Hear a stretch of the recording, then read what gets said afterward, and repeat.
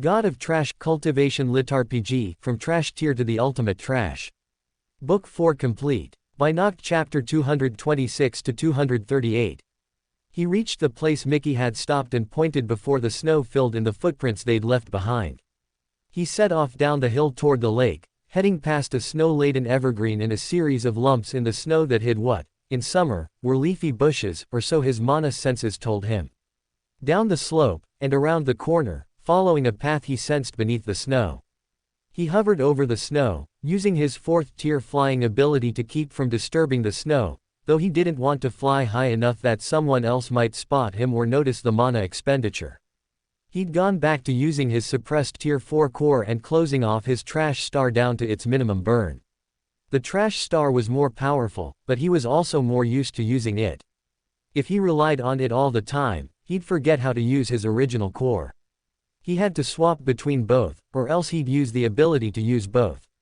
Flying was surprisingly easy, but then, he'd kinda been practicing it, moving around the void.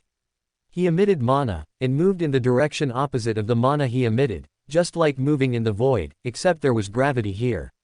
On one hand, he had to fight gravity, on the other hand, gravity kept him stabilized, and was something to right himself against. It was just that at Tier 4, it was very sustainable to emit that much mana constantly, because a tiny iota of his Tier 4 mana was enough to support his body. Still, better to conserve mana than to not conserve mana, so overall, he preferred to walk. It was just that he didn't want to leave footprints in this particular case. Around the corner, through the forest and out of sight through the trees, he dropped back to the ground and took off at a run. The other thing about flying was that he wasn't yet confident enough to fly quickly. He had to take it slow, and pay close attention to his mana regulation and his surroundings. Running, on the other hand, was running. He'd been doing it for a long time, and maybe not that much in his past life, but he'd understood the concept since way long ago. He could run without thinking, and that was what mattered. It was a surprisingly long run through the forest to reach the lake. He drew to a halt beside it, gazing out over the snow-edged ice. The lake was quiet at this time of year. The fish swam slowly at the lake's bottom, half hibernating, and a few small creatures lurked near the lake's edge, looking for water. There was nothing worth noting, nothing magical or exciting, but the lake was rather idyllic. It wasn't a huge lake, but it was large enough. Tall trees bordered the far side, all of them lined in snow, and the entire scene was quiet, cold, and had that crisp fresh snow scent. He walked along the edge, looking for that tree Mickey had talked about, the pale white tree with no bark, shaped like a V. It didn't take long. The tree was, as Mickey had said, very obvious. It was bright white, without a scrap of bark, and very dead. Only a few branches remained, all of them thick and in line with the tree in general. Rhys paused, looking toward the tree from the lake. Mickey said he was ice fishing when he saw them, so he would be about here. If he was looking at the tree, and they came from the inside of the tree toward the lake, then, this way. He took out a hoop of material from the Trash Star and put a void opening inside of it, then buried it under the snow. That way, he could come back here immediately and retry, if the direction he took was wrong and he didn't find anything at the end of this direction. Through the forest. On his first vector, he came up against a tall cliff. He climbed to the top of the cliff, but still found nothing. No signs of struggle, no energy. He left a loop at the clifftop, then teleported back to the starting point. This time, he went out into the center of the lake, looking at the ice around him. Most of it was smooth, all the way down as far as he could see, or as far as his mana senses could perceive, but there were a few places where the ice had circles carved in it. From the first set of circles he found, he couldn't see the V-shaped tree. From the second, he could barely see it, but couldn't see anything lakeside of the tree. From the third, finally, there was a large wedge of land visible lakeside of the V-shaped tree from where he stood by the ice fishing circles carved in the ice. He walked to the edge of the lake and put another loop under the snow, then set off again.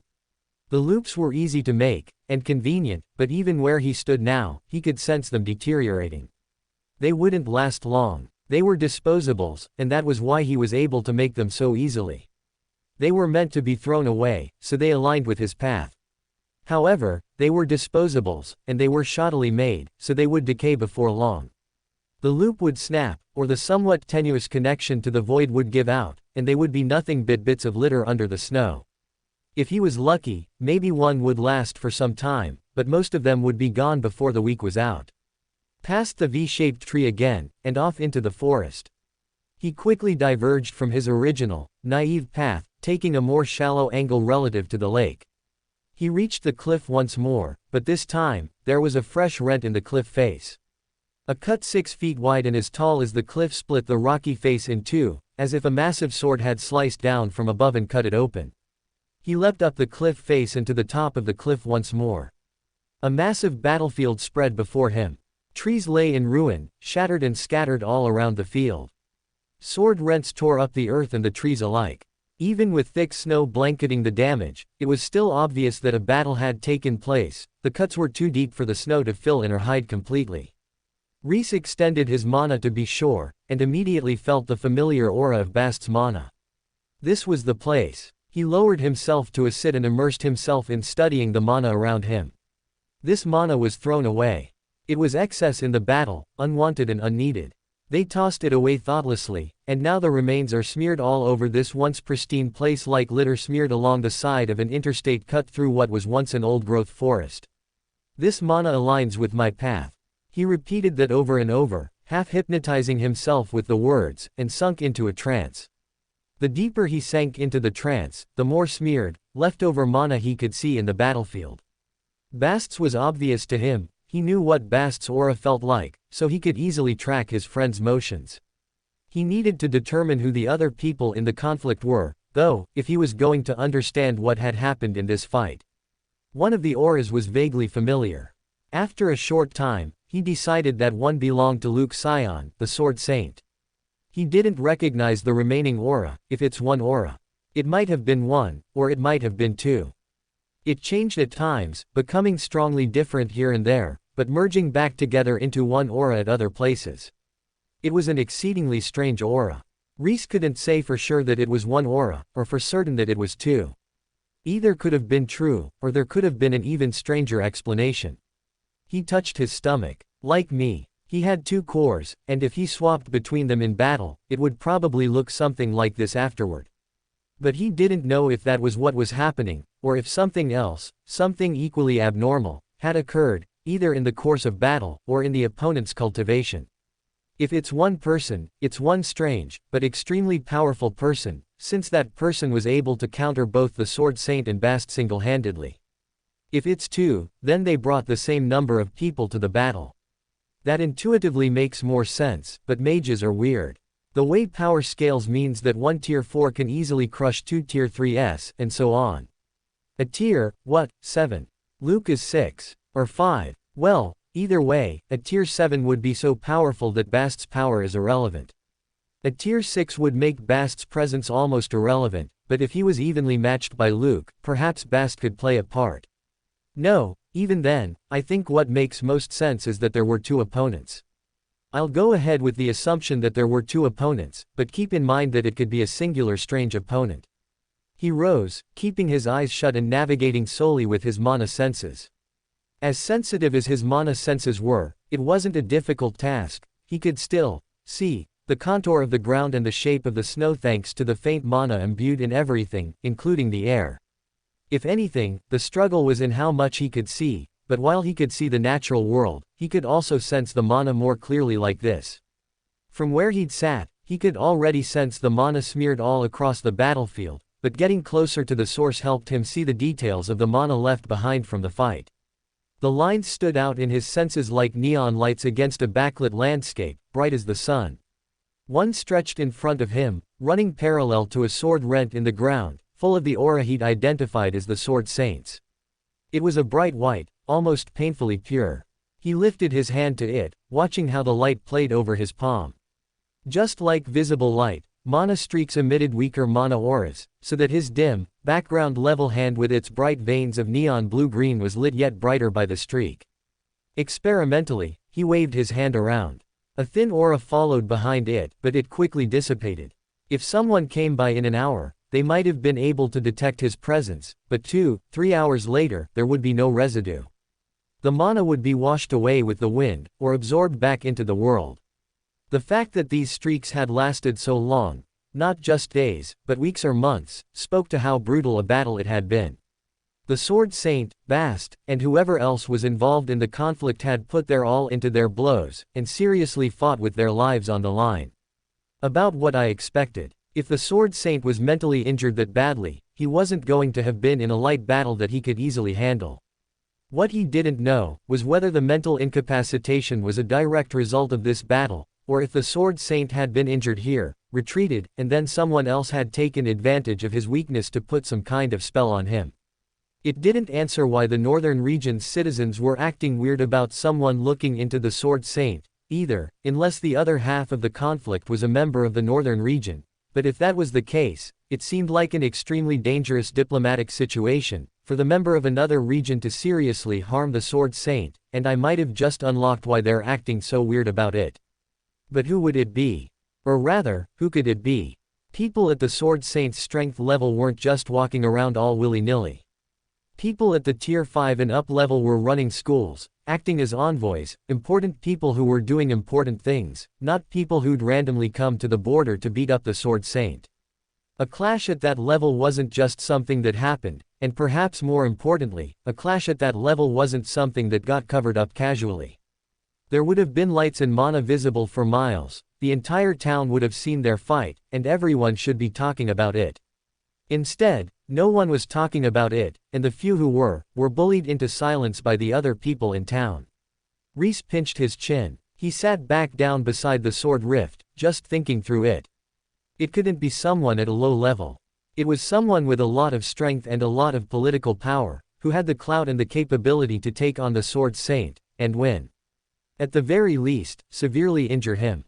But on the other hand, they hadn't bragged about it, or rubbed it in the region's face that they'd beaten the Sword Saint, or, in the most severe case, invaded his region because they could beat the strongest member of the region, so why hold back? No, the only thing that made sense was that the Sword Saint won the fight. Then it was logical that the northern region wasn't making a big fuss out of it, since it was humiliating, at the very least to whoever had lost, and since that person was strong enough to go toe-to-toe with the Sword Saint, that was basically all it needed to be. Someone at that strength level could cause big trouble for anyone who wanted to spread rumors. It made sense that they'd be afraid of that person's wrath. But they didn't seem scared. They seemed more protective. As if they were trying to prevent harm to someone. Harm to that person's reputation. Physical harm. He pinched his chin. If they lost the fight, and the Sword Saint won, and the Sword Saint was injured that badly for winning, it's very possible the other party either didn't survive, or came away crippled. And if it was someone at the Sword Saint's level who was crippled, that could be a significant blow to the northern region's battle power. Especially if they were even more severely crippled than the Sword Saint, who'd been so injured someone was able to put him under some kind of mind control spell, probably Virgil, or someone aligned with him. If they were that badly crippled, then even someone as weak as Rhys posed a danger to them. Rhys raised his brows. Uh-oh. I'm starting to feel like I maybe shouldn't have been so open about my interest in this whole mess.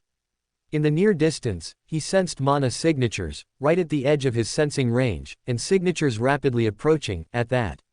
He swallowed. The sensation of uh-oh was starting to reach its maximum. Right at that moment, Rhys had two options: create a hoop and vanish into the void, or stand his ground and fight. If he escaped, no one would necessarily know that he'd been here, though it was very possible they'd sensed him the moment he'd sensed them.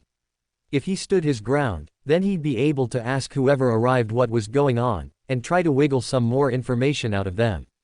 He reached out again, investigating their tier, then shrugged. Tier 3S. I can take him. Worst case, I learn nothing, and add 2 more notches to my bedpost. Or whatever it was people did when they killed other people. He had a sinking feeling that notches on bedposts probably indicated a different kind of body count, but it was too late to unthink that thought now. 2. Maybe it's 3, he considered, investigating the signatures again. Still a doable number. It was strangely hard to separate them. He raised his brows. There was more than one way to gain information. If these people had the same strange cultivation thing going on that the energy smears did, he could start figuring out what was going on with the energy that had been left behind, and he'd be able to learn more from the battlefield. Though, actually, he kicked off the ground and fled, leaving the battlefield behind him. He didn't want to dirty the left-behind mana from the Sword Saints battle with a new fight. There were almost certainly still hints left behind that he hadn't figured out yet, but if he had a new fight here, he'd be fighting through the mana he left behind to see whatever remained of the Sword Saints battle. Better to relocate a bit, so that the battlefield would be left undisturbed. Fleeing, little rat, a male voice called from afar. Rhys didn't trust himself not to answer sarcastically, so he kept his mouth shut and kept running. He had to take care not to run too fast. Trash Step wanted to activate on the snow up here. It was melted in patches and deep and loose in others, making it hard to navigate, and therefore a target for Trash Step. And on top of that, he had to take care to only use the speed of his repressed original core, rather than the Trash Star or his unsuppressed core. Faking a lower power level than his actual power level was harder than he thought. Or at least more annoying. He leapt over fallen logs and around snow-covered bushes. Up ahead, a frozen waterfall loomed, composed of 1,000 icicles all melding and melting into one another. He leapt from frozen prominence to frozen prominence, using Trash Step to its full power to keep the slick ice from slipping out from under him. He landed at the top in a puff of fresh powder on ice and raced out to the center of the massive frozen lake atop the waterfall. There were no traces of mana out in the center of the lake, nor any trees or bushes to impede their battle. The surface of the lake itself was slippery, which meant he could rely on Trash Step as long as he remained up here. He drew out his poison sword and waited for his adversaries to arrive. 2 large frames appeared, leaping over the frozen waterfall. Instantly, Rhys could sense why his read on 2 versus 3 had been off. One of the 2 had a stable cultivation like he was used to, but the other gave off strange, unstable fluctuations. Their power wobbled between low and high tier 3, and the flavor variant of their mana changed, too, sometimes icy cold, sometimes flaming hot. He looked at the man and could see he was one mage, but if he'd been at a distance, or had only been able to see his mana fluctuations, as was the case in the fight scene he'd been playing forensics at earlier, he would have been hard-pressed to identify them as one single mage with 2 entirely opposed mana signatures. Is that common around here? That might be what was going on with that signature I saw in the fight, he noted. The Empire had traded around cores, so maybe the northern region, likewise, had some other strange technique it liked to use different from the region he was used to. He pointed his sword at the 2 of them, and they drew their weapons. The one with a steady signature, a woman with a muscular frame, pulled out a war hammer almost as large as her.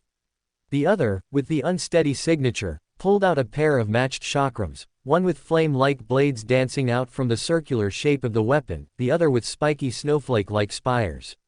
"Burn, baby," Rhys muttered under his breath. Or, "Ice, ice, baby. Why are you poking your nose where it doesn't belong?" the woman asked. He jabbed his finger accusatorily at her. "Why are you interfering with my forensic investigation? I haven't even come up with the motive of sexual impotence yet, and everyone knows that's the first step in any forensic investigation." Her brows furrowed in confusion. "Is he insane?" the man with the chakrams asked with a glance at the woman. "Just because you don't get it, doesn't mean I'm crazy. If you think about it, it just means you're uncultured. Not watching too many crime procedurals. Red flag, in Rhys's opinion. Crime procedurals were one of television's great traditions, whether they focused on forensics, the court, or even the executing of the crime and the covering up of evidence. No matter who you were, what age or demographic, there was a crime procedural that appealed to you. And, for some reason, no matter what show it was or what the crime was, sexual impotence was always brought up at least once a season, if not once an episode. Crime procedurals, with their predictable and repetitive plots and cheap thrills, were one of the more traditional, aka normie, forms of trash media, but that didn't make them not top-tier trash. He'd watched many in his time, and he wasn't sure he could say, with confidence, which characters or plotlines belonged to which title. They all kind of blurred together, which, honestly, was a marker of any great trash genre. He hadn't thought he'd get to partake in this particular trash genre in a world of mages and battles, but life was a mysterious and winding thing. Many things could happen that one didn't expect. Even things that couldn't be foretold at all, like him cross-dressing as a girl and accidentally picking up a male admirer who was probably his most serious suitor. Except for, maybe, Mouse, dare I guess. Not that women have ever looked my way, but maybe, she might be receptive, or something. Mouse was a whole other can of worms. He didn't know where she was, or what had happened to her, or Sable, or Lyra, for that matter, but while Az had assured him that they weren't in immediate danger indirectly, he had suggested that Rhys might be in danger from Mouse, or something like that. He couldn't remember the exact wording, but he remembered being vaguely concerned about what Az had said. The Catman always said exactly as much as he wanted to, and no more, but he really would have appreciated a little more information. There was a sudden, long silence, and Rhys blinked at his opponents, then realized they had pointed their weapons at him in a sort of final, declarative way.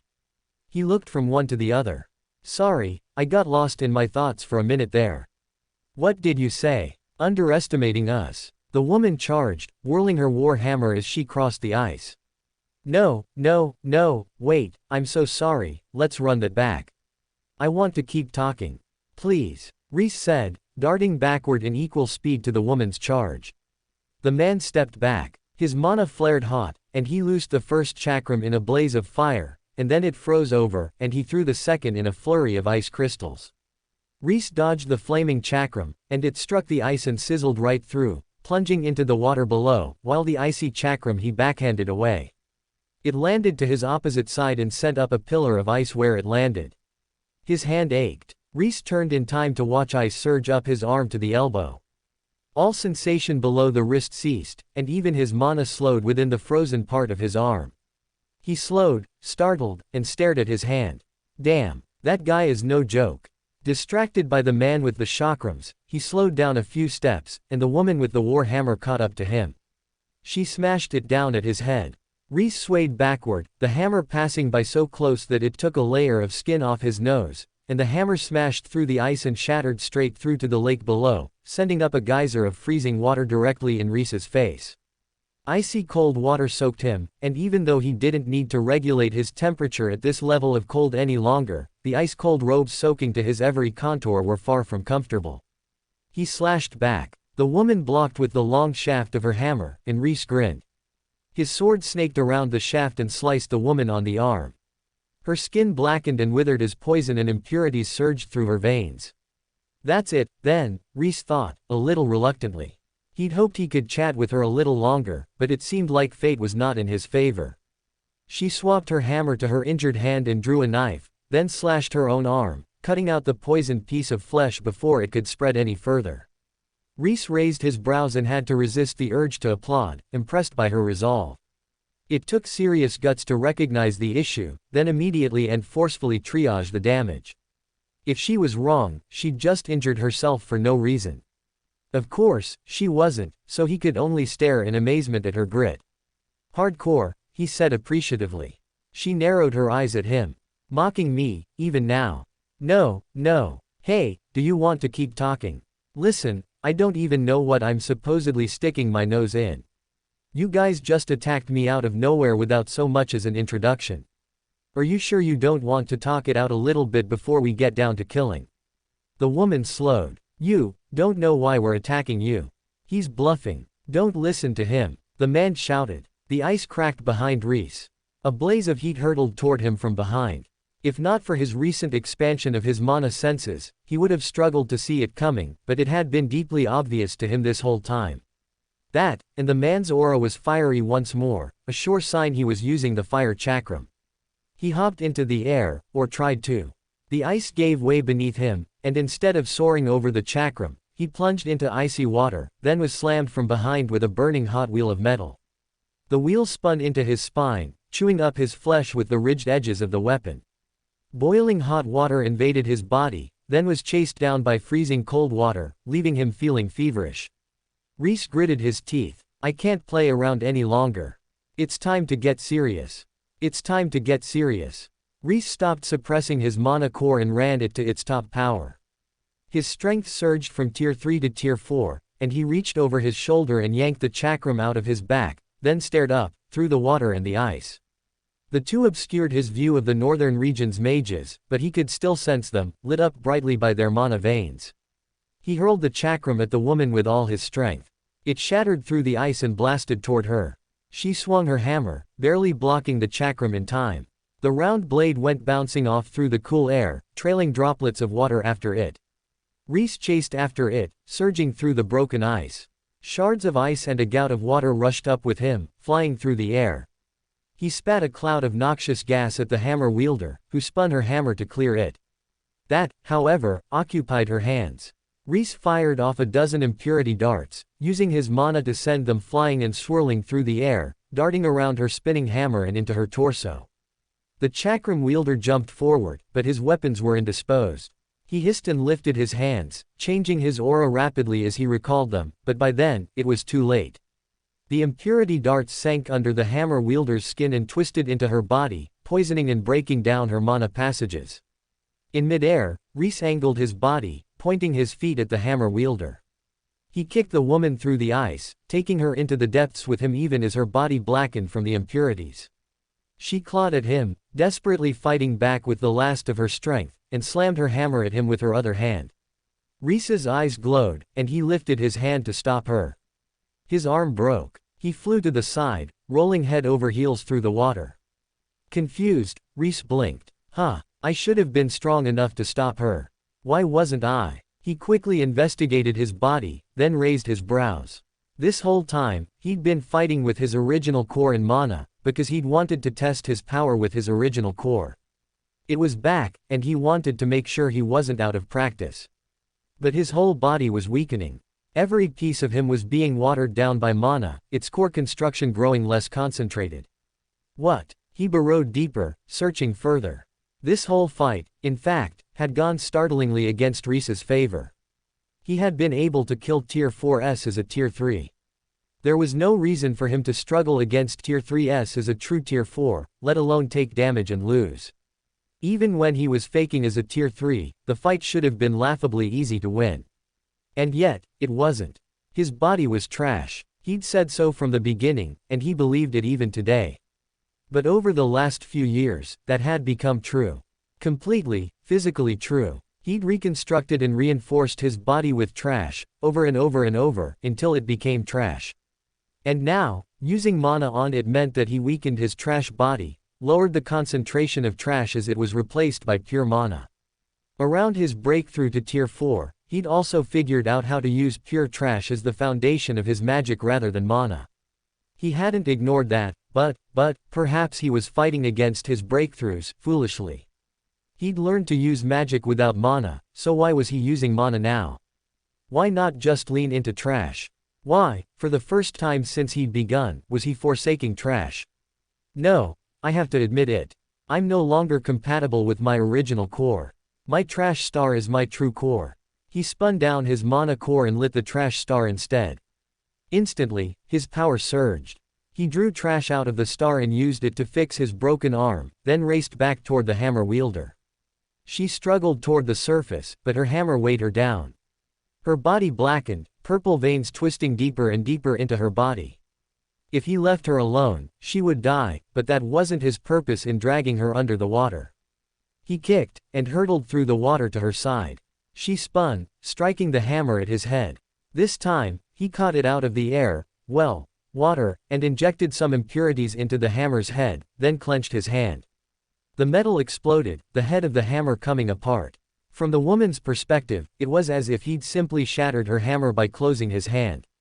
To her credit, she didn't give up. Her eyes burned with hatred, and she kicked with all her might. Unfortunately for her, Rhys was Tier 4, and she was badly weakened by impurities. The injured hammer wielder couldn't so much as harm him, now that he was using his trash star. He gripped her neck and squeezed. Her neck cracked, and the life left her body. As she died, he pulled her deeper, into the depths.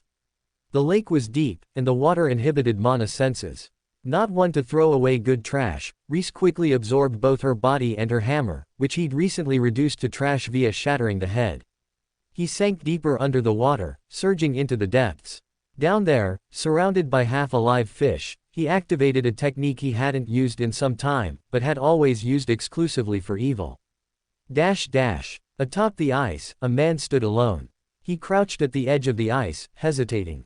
His partner was under there alone, and their opponent's power level had shockingly skyrocketed for a moment before he'd lost track of the both of them entirely.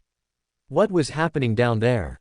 He wanted to help, but his techniques made fighting in water awkward, especially the ice half. He got in her way as much as he helped, usually, the few times they fought in water. But maybe this time he should have followed her. No, surely she was fine. She could defeat Tier 4s. Even if he'd been hiding his strength, that man was no threat to her. He was worrying over nothing. The ice shattered. A familiar figure landed on the ice with a thump. She turned toward him and nodded. He's done for. What happened to your hammer? He asked, walking closer. She lifted her hand. Don't come any closer. He broke my hammer and poisoned me, somehow. I'm still overcoming the poison. If you get closer, it might infect you. He drew to a sharp halt. Poison, poison, she sighed. I'll be done with it in a moment. But he's dead. He won't be a threat to us any longer. Lord Ravin will be pleased. How long, do you think, will he be weakened? He looked up sharply. You know better than to say such things openly. Sorry, the poison, I just lost my hammer, I was frustrated. Even if you're frustrated, mind your tongue. She looked down, chastened. This whole charade, how long must it go on? For as long as we need to keep Lord Ravin safe.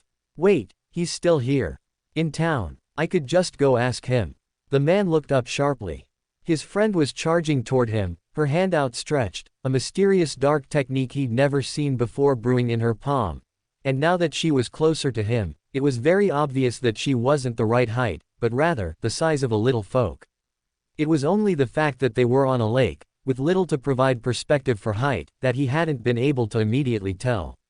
Thanks for everything, but if I can just go have a chat with Mr. Ravin, I think I'd rather talk to the source, Rhys said, and slammed his hand into the man's face. Poison flooded the man's body through his orifices, and he trembled and fell backward, dying. Lord Ravin was strong enough to face the Sword Saint, sure, but also, at the moment, so weak that he had to hide away even from mere Tier 3s, let alone Tier 4s. Not only that, but Rhys didn't really care about Lord Ravin or his weakness.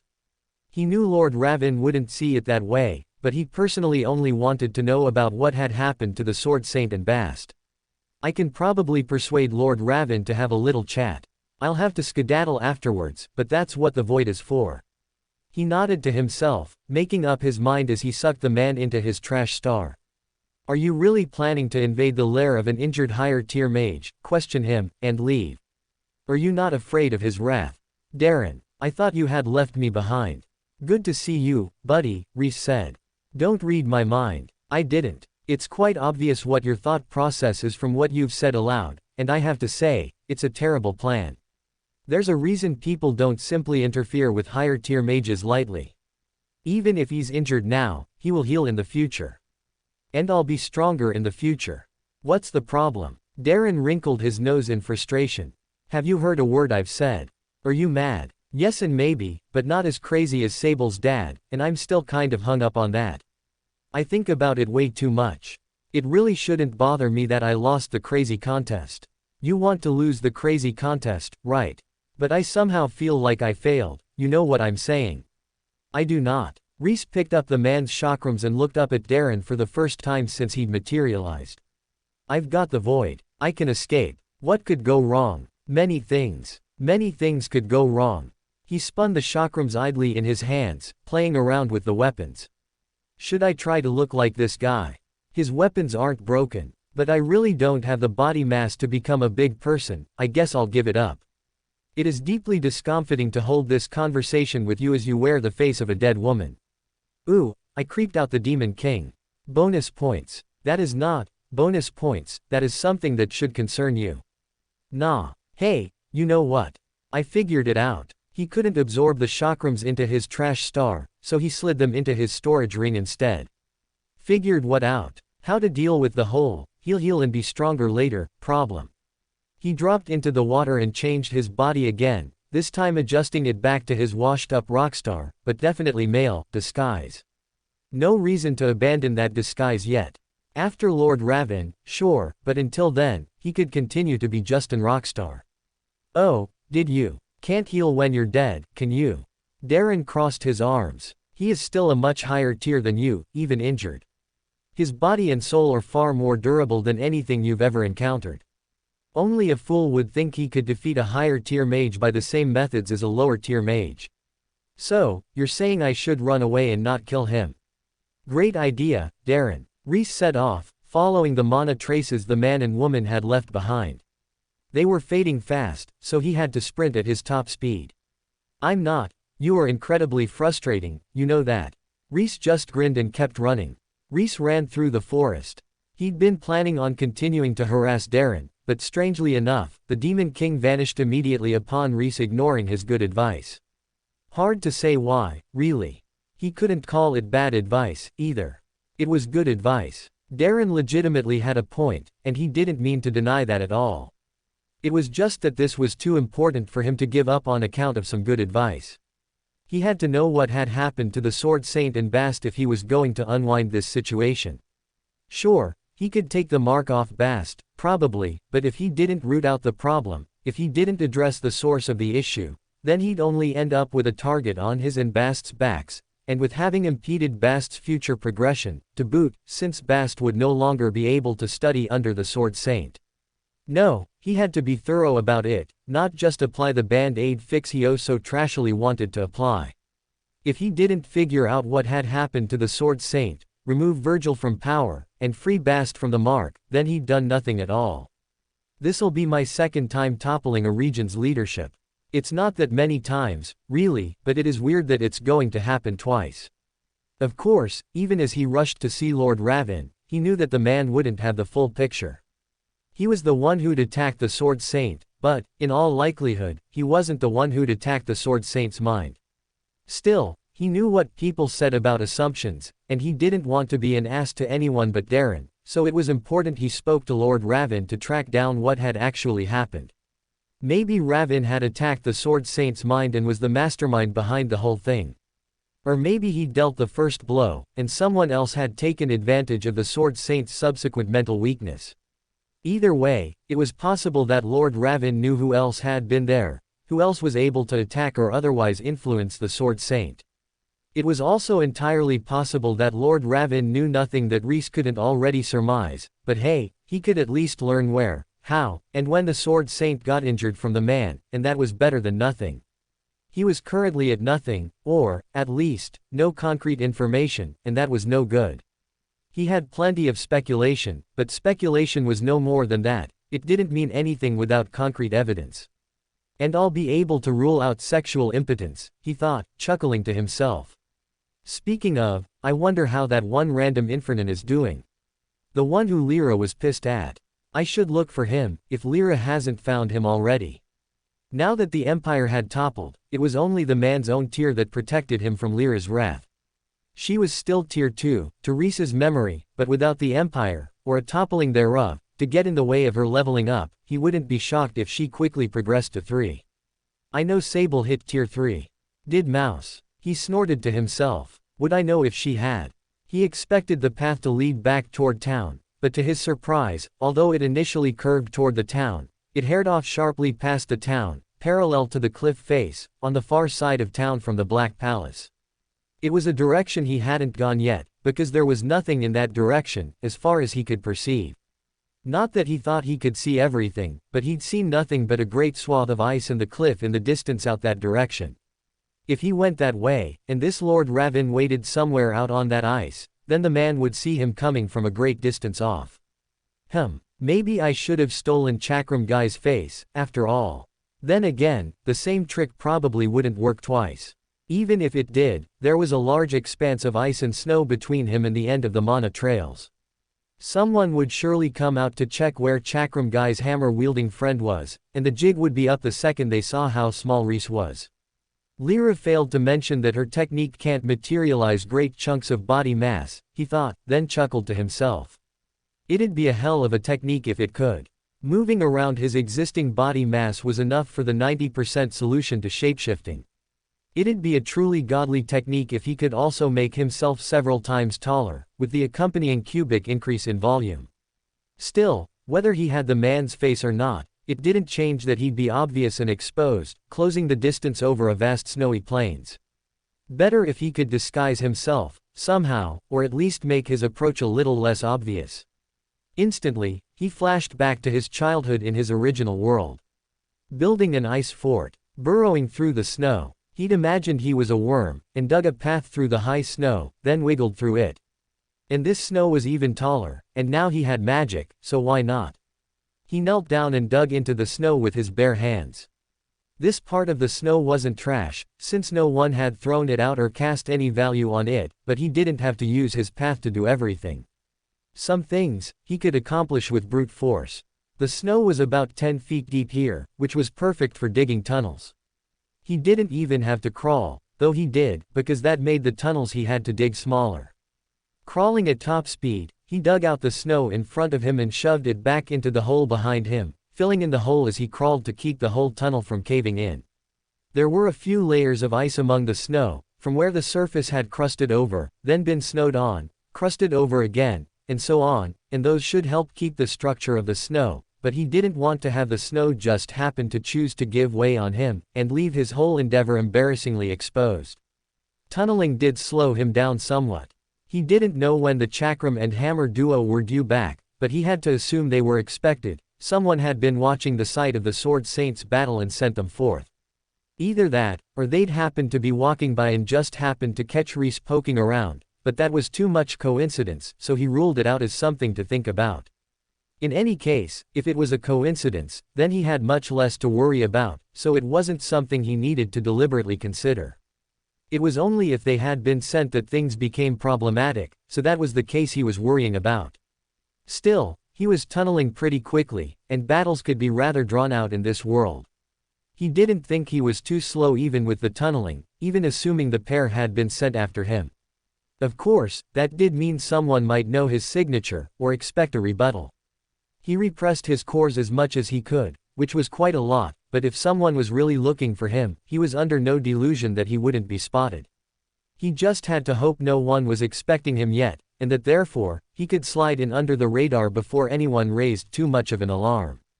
At the end of the day, all his precautions and tunnelings were probably useless, but tunneling through the snow was super fun, and he got to live out one of his childhood dreams of endlessly tunneling through a near infinite amount of snow, so why not?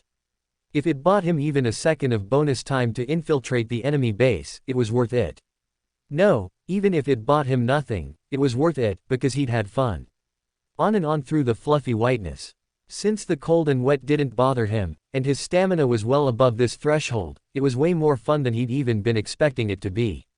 He had to repress the urge to hum, though he did occasionally indulge in a bite of snow. It was still safe to eat in this world, unlike his filthy homeworld. Home could really use someone like me, he thought idly. But then again, so could this world. There was still the black sludge Darren had shown him, the stuff attached to the underside of this entire region, the origin of curse energy. He needed to take more time and deliberately study that, after he'd solved his immediate problems with Bast and the Sword Saint, and separately, Mouse, Sable, and Lyra. He was still working on the black sludge problem in the back of his mind, even if he didn't bring it up very often. Darren hadn't had an answer despite having discovered it centuries ago, so he didn't expect to be able to solve it quickly, and sometimes, what a problem really needed, was some backburner time in one's subconscious, but he suspected he just didn't have the key to the black sludge problem yet. Speaking of problems he hadn't solved and cursed energy, he glanced down at his belt, then fed the straw doll a little more cursed energy. He'd hoped it would grow, but it wasn't growing any larger. Maybe it needed more of Straw's original material to regain its original shape. "I'll bring you back, buddy. I promise," the little doll mewed. Ahead of him, the mana traces came to a halt, then dropped directly into the earth. He tunneled up to the drop-down point and found himself on the verge of a deep, narrow shaft that pierced deep underground. Looking up, he found a panel of white material laid atop the shaft. From dead ahead or nearby, it would be a dead giveaway, unless it had recently snowed. Even if it hadn't, anything but dead ahead or right next to it would make the panel almost impossible to see amongst the blinding sea of white. That's not a bad secret entrance, he thought appreciatively. Simple, yet effective. Nothing too crazy, where he found himself wondering how the super-secret society that no one knew about had installed something so complex in the middle of the desert without someone noticing, but the perfect drug trafficking tunnel level of hidden entrance. He looked down. Darkness. After the brightness of the snow, it was so pitch black that even his enhanced mage eyes struggled. His mana senses were unimpeded, though, and they sensed nothing. A nothing so complete that it made him a little worried. Empty tunnels, snaking through the earth. Big empty chambers. Empty, empty, empty. There's no way there's no one waiting down there. Even if I really did get found by coincidence, which is so unlikely at this point, someone should be guarding the door. Rhys licked his lips, suddenly nervous.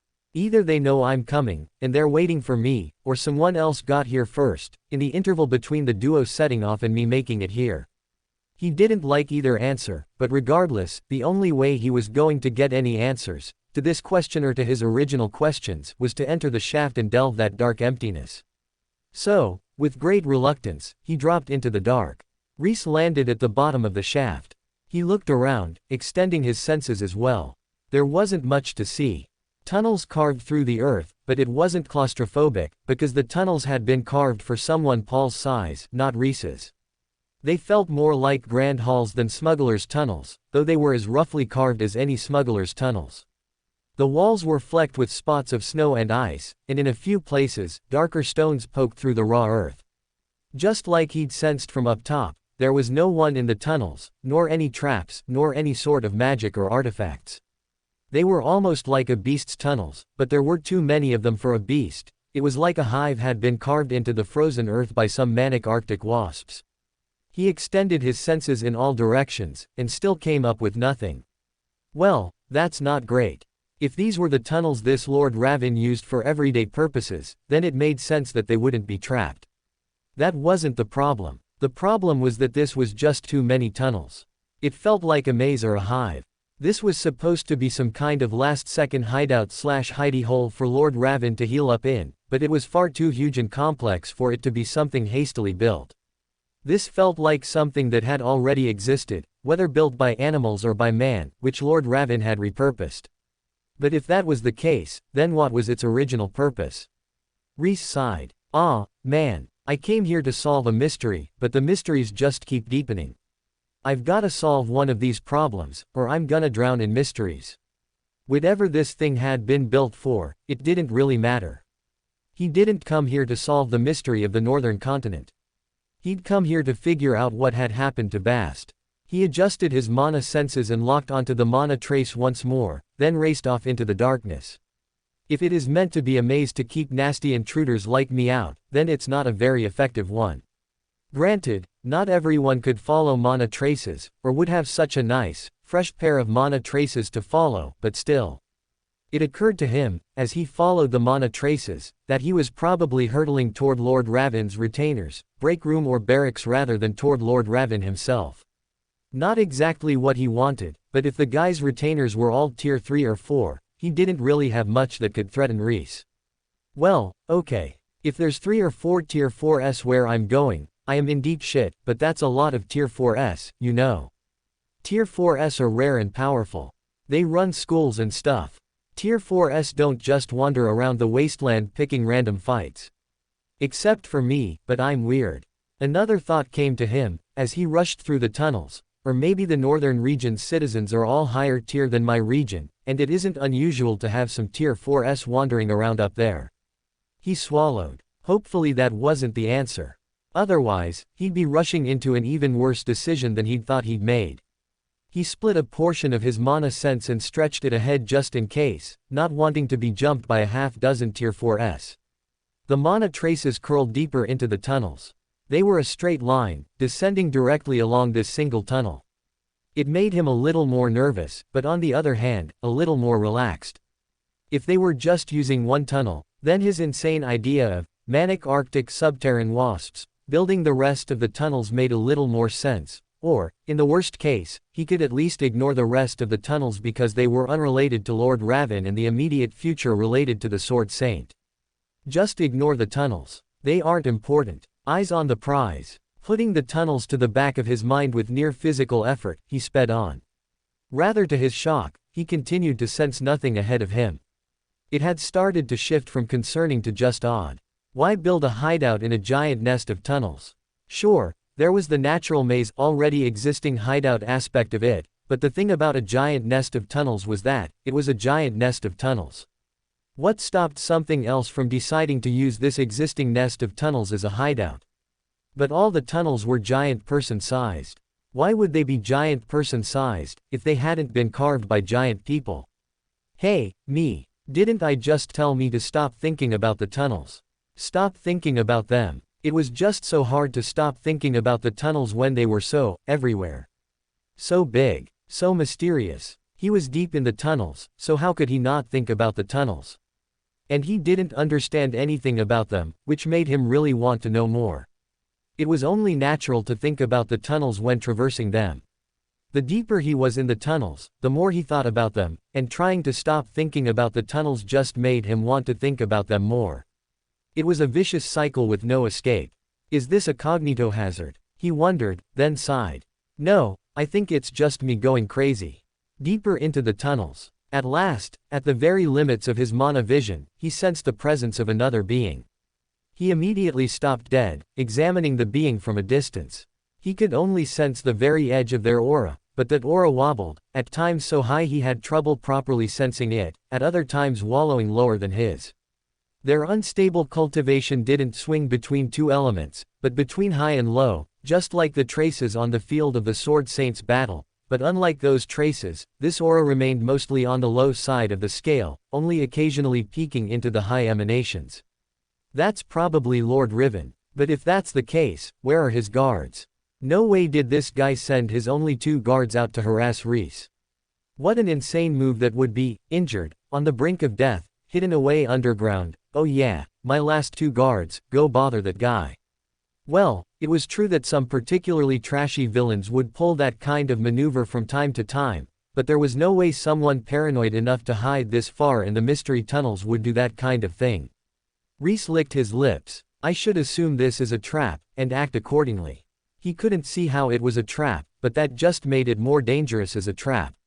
Of course, it was always possible that the trap was. The idiot fly walked up to the spider, and Rhys had to admit, yes, he was doing exactly that, but that didn't seem like the kind of trap a person who'd run away from the world to hide and heal up would set. He called out a malleable piece of trash from the star and tied it into a loop, bound the void to it, and slid it under his robes, ready to leap into it the least notice. He had no intention of dying today. If it came down to the truth or his life came first. Slowly, he approached the wavering aura. For the first time, he turned off the route he'd been following this whole time, through a freshly carved arch in the tunnels, to a second tunnel.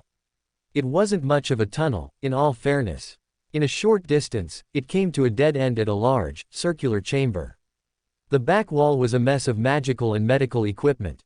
Strange magical symbols were scrawled over the walls and marked into the floor. Tanks of oddly colored liquids sat on the floor and were strapped to the walls, with long tubes snaking from their bottoms and sides. A series of swords were laid out in some significant formation that Rhys didn't understand, beside a table laden with syringes and pills. And on a massive stone throne, central to all the equipment, tubes, magic formations, and otherwise, sat the man he could only presume was Lord Raven. Rhys staggered to a halt and stared. How is he still alive? There was very little left intact of Lord Raven. Huge holes had been punched through his body, so that Rhys could clearly see his bones and organs. His flesh was tainted with strange white lines that looked almost like burns, radiating out from the worst strikes. Half his head was gone, replaced temporarily by a sort of metal structure. Most bizarrely of all, a lily bloomed from his chest, crawling out from the hole just above his heart. If not for his aura, Rhys would have never assumed he was alive at all. The man looked more whole than flesh, more corpse than alive. The man's eyes were open, but he stared at nothing, his gaze perfectly motionless. His chest didn't move, and not a single piece of his body twitched. He was in tatters, barely clinging to life. Damn, this guy did not win that fight, Rhys thought, instantly understanding why the northern region's people were working so hard to conceal his state. If someone who disliked this Lord Raven came knocking, it would be the end of this man. Rhys was pretty sure he could kill Lord Raven right now, even though usually approaching someone this powerful with malintent would be suicide. There was a papery whisper. A creak. The corpse subtly moved, its eyes tracking Rhys at last. A baleful mouth opened, and it croaked. Is that killing intent I sense? Rhys quickly stopped thinking about killing Lord Ravin, even as a subconscious consideration of possibilities level. Not intentionally, sir. Lord Ravin chuckled dryly, though Rhys had the feeling that he did everything dryly. His body didn't look like it could hold much liquid right now. Sir, this assassin has more manners than the last. I'm no assassin. I just came to ask some questions. Oh, if that's so, then why do I smell the blood of my aides upon you? Rhys looked at his hands in something like defeat. I was poking around the place where you had a battle, and 2 people jumped me. I did kill them, but it's not like I was intentionally trying to weaken you. They just came at me. It seems almost as if I have provoked you, to hear you say it. Rhys nodded. I wasn't going to say it, but since you have, yeah, basically. Lord Ravin laughed at that, a laugh that rattled his chest. Rhys could watch it all jiggle, but looked away, a little ill. He was a little bit squeamish around living people jiggling their living insides around outside. Abruptly, the man turned serious. He lowered his chin, looking Rhys in the eye. So, who did I provoke? Ah, me. Just a piece of garbage, not worth mentioning. But my friends, on the other hand. Your friends, Lord Ravin said indulgently, as the spider to the fly. Have you heard of the Sword Saint? The Sword Saint. The man who tore my flesh from me in chunks. Who savagely pierced my holy body with sword light. Who ravaged the marrow from my bones. That Sword Saint. Yep, that's the one.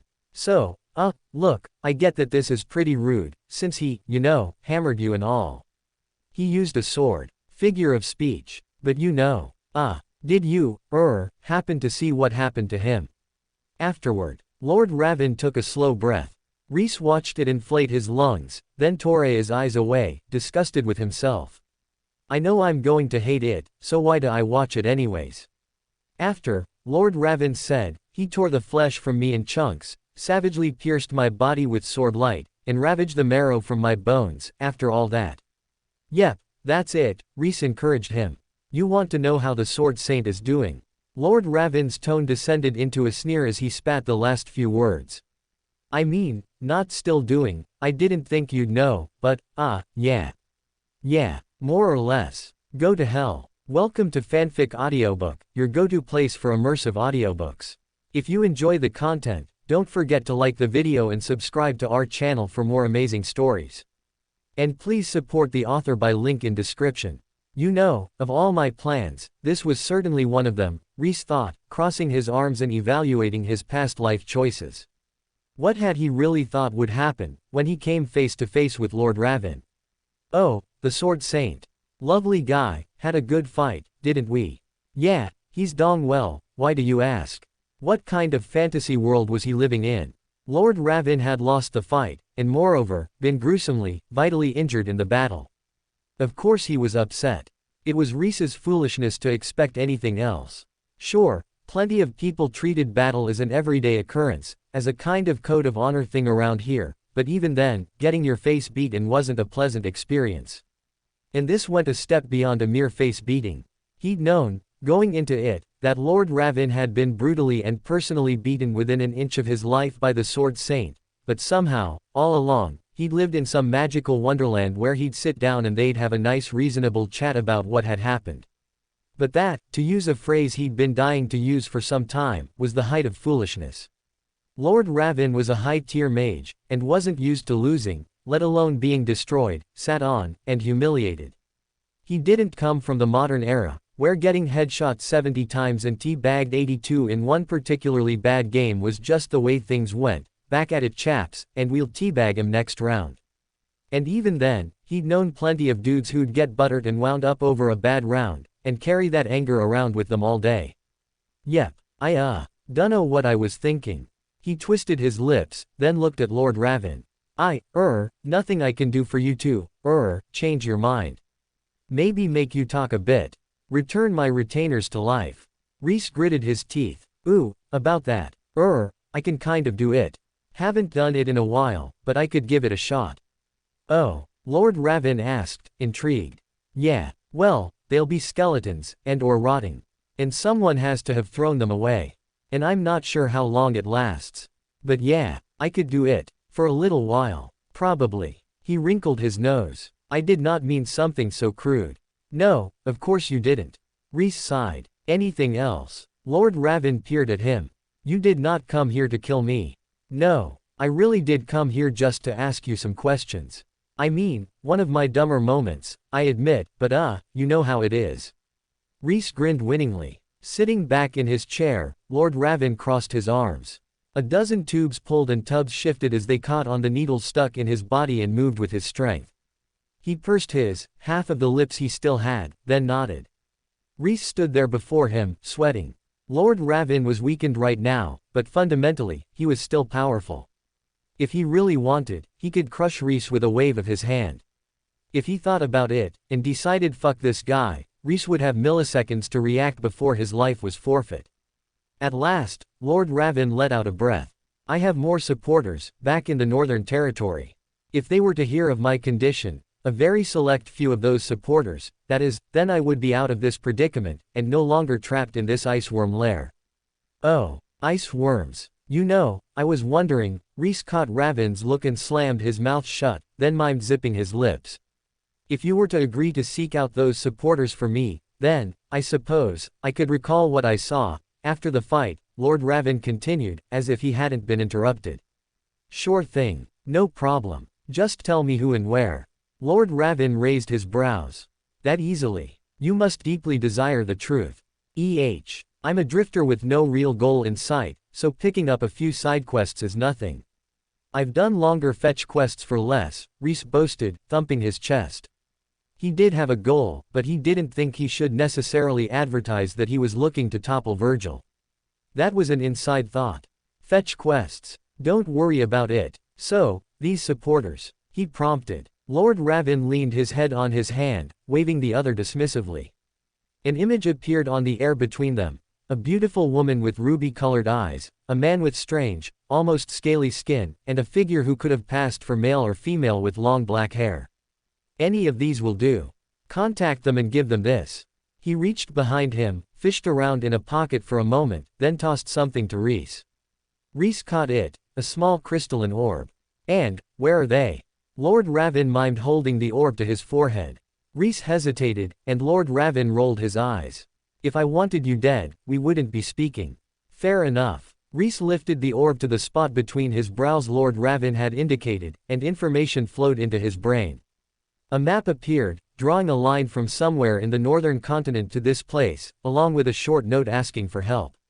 He lowered the orb, understanding. If he followed the map backward, he could reach the retainers Lord Raven was asking for. And try not to kill them, Lord Raven said, a note of amusement, but also warning, in his voice. Rhys saluted. I don't usually kill those who don't attack me first. Lord Raven gave him a look, so he added, and I never kill those I'm deliberately looking for in order to hand an important message. Good, good. Lord Raven's gaze traveled over Rhys's shoulder.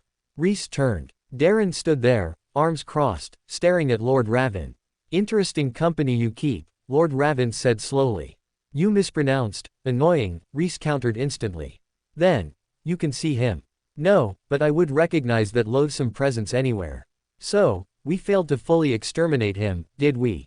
As if the northern region interfered much, except to try and annex my northern expansion back into their lands after I fell. Tell him he's full of shit, Darren said, crossing his arms indignantly. I will not tell him that. Thank you for your time, Lord Raven. I will see you shortly, with your aid at my side. Lord Raven touched his forelock, then settled back into his throne once more. Rhys backed away, then took off at a run, not wanting to encounter any ice worms in this labyrinth. He didn't know what an ice worm was, but given the size of the tunnels, he could guess. He didn't want to see one, either. Though riding one would be neat. They sensed the tremors. Walk with an odd pace, to not call one, Rhys muttered to himself. Darren looked at him. What? Nothing. Hey, did you know?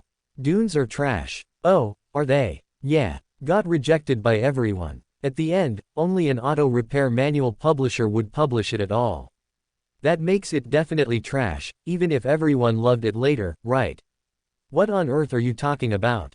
Dunes. Dunes, man. Chuckling to himself, Rhys sped up, leaving Darren behind. It was a thought, though. Temporal trash. Things that were thrown aside once, only to be brought into the spotlight later. Were they still trash, or had they been elevated out of the trash, and transformed into something else by that process? He usually went to the trash that existed in the moment, rather than looking for things that might have once been trash, or trying to use trash skills on things that weren't obviously trash right now. The things he used, after all, hadn't always been trash, most of them hadn't, anyways, so it wasn't as if trash was an unchanging label. But did it persist, once it had been applied once? Or could it be removed just as it could be added? It was worth looking into. He'd have to find something that had once been trash, and give it a shot.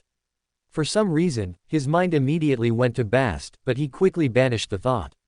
He'd known Bast since Bast was actually trash, so of course he could influence his friend with buffs and such. First impressions were the most impactful ones, and it was hard to overcome them. Until the day he died, there'd be a part of him that would always think of Bast as the kid he'd met. It would have to be something he'd never known as trash, or only known as valuable, but which had once been trash, in order for the test to be valid. Problems for later. For now, he needed to complete the fetch quest so Lord Ravin would tell him what had happened in his battle with the Sword Saint. Gods, I hope he knows something.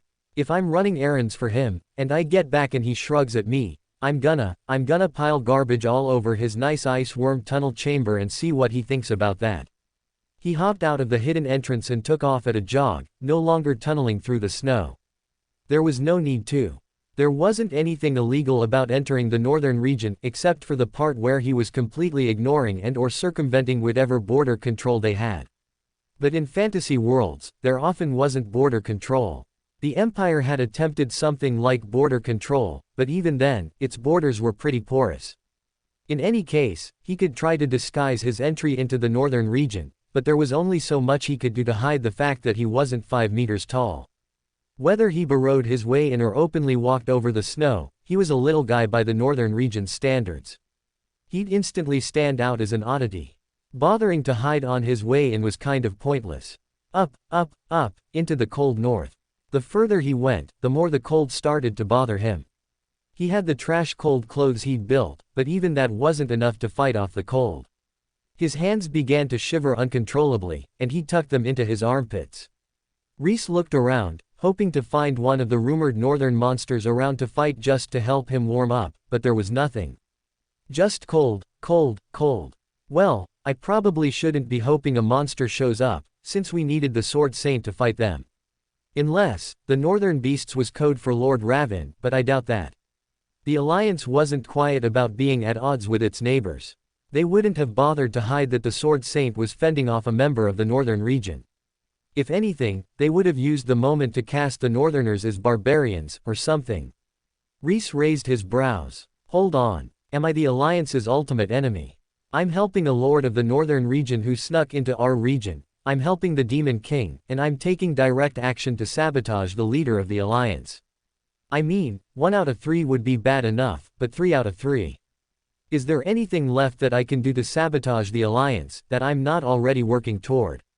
Sure, he wasn't doing a full-blown insurgency or fast food takeover, but short of a long and complex multi-angle effort to deliberately sabotage the entire Alliance and its citizenry at large, he was doing pretty much everything he could to sabotage it. He giggled. Whoopsies. Colder and colder. Rhys dropped a hoop of material on the ground and hopped through it, retreating into the void to warm up, then jumped back out and kept going. Occasionally, he saw the tracks of some truly massive beast, tracks big enough he could lie down in them, and deep enough they could close over his head, but he never saw the beast itself. He didn't mind that. Whatever the beast was, he had no quarrel with it. They could both exist in this frozen wasteland without interfering with one another's lives. If not for the hoop, he probably would have frozen to death, or at least been utterly miserable. Even with the hoop, he was struggling to not feel like shit. It was cold, so utterly cold that his mage body was basically irrelevant, so cold that he was pretty sure mortals simply couldn't survive. He walked on and on. A part of him started to wonder if Lord Ravin's grand plan hadn't been to just send him up into the great white beyond and have him die in the cold. There were certainly easier ways to kill him at Lord Ravin's disposal, but funnier ways. That, he wasn't sure of. He didn't have enough control over anyone to order them to walk to their death, but if he did, he kind of felt like he might do that. It would be pretty funny. And it wasn't like Lord Ravin had some dying need to keep him alive. Sure, the guy wanted to contact his retainer, but Rhys was the one who'd killed his previous retainers, so he wasn't completely sure that Lord Ravin wasn't trying to kill him. He was of the opinion that it'd be pretty stupid of Lord Ravin to do that, but 1, no one said Lord Ravin wasn't stupid, and 2, maybe Lord Ravin didn't need his retainers as badly as he'd made out. I mean, he looked pretty fucked up down in that hole of his, so there's no real reason to doubt him except for the fact that I'm suffering now, but who knows? Stupid is always an option. On and on, through endless white. Rhys closed his eyes while he walked to protect them from the sheen off the ice and snow and navigated by his mana senses alone, using this as an opportunity to train. He pushed himself with the cold as well, walking for longer and longer periods in the cold without retreating into the hoop, training his cold resistance. It took hours for him to get miserably cold, then days, then weeks, and still he walked on. Occasionally, he consulted the map Lord Ravin had given him, only to find himself still on the path.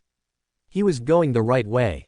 Eventually, he'd find this place, if it existed at all. In the middle of the icy nowhere, he paused and drew out trash from his trash star. With numb hands, he fashioned a trash can, then set it on the snow. If he ever needed to retreat to the middle of nowhere, or been someone in an absolute wasteland, this was the place to use. It wasn't the most useful teleport point of all time for moving around, but it was a great point for dumping people and items.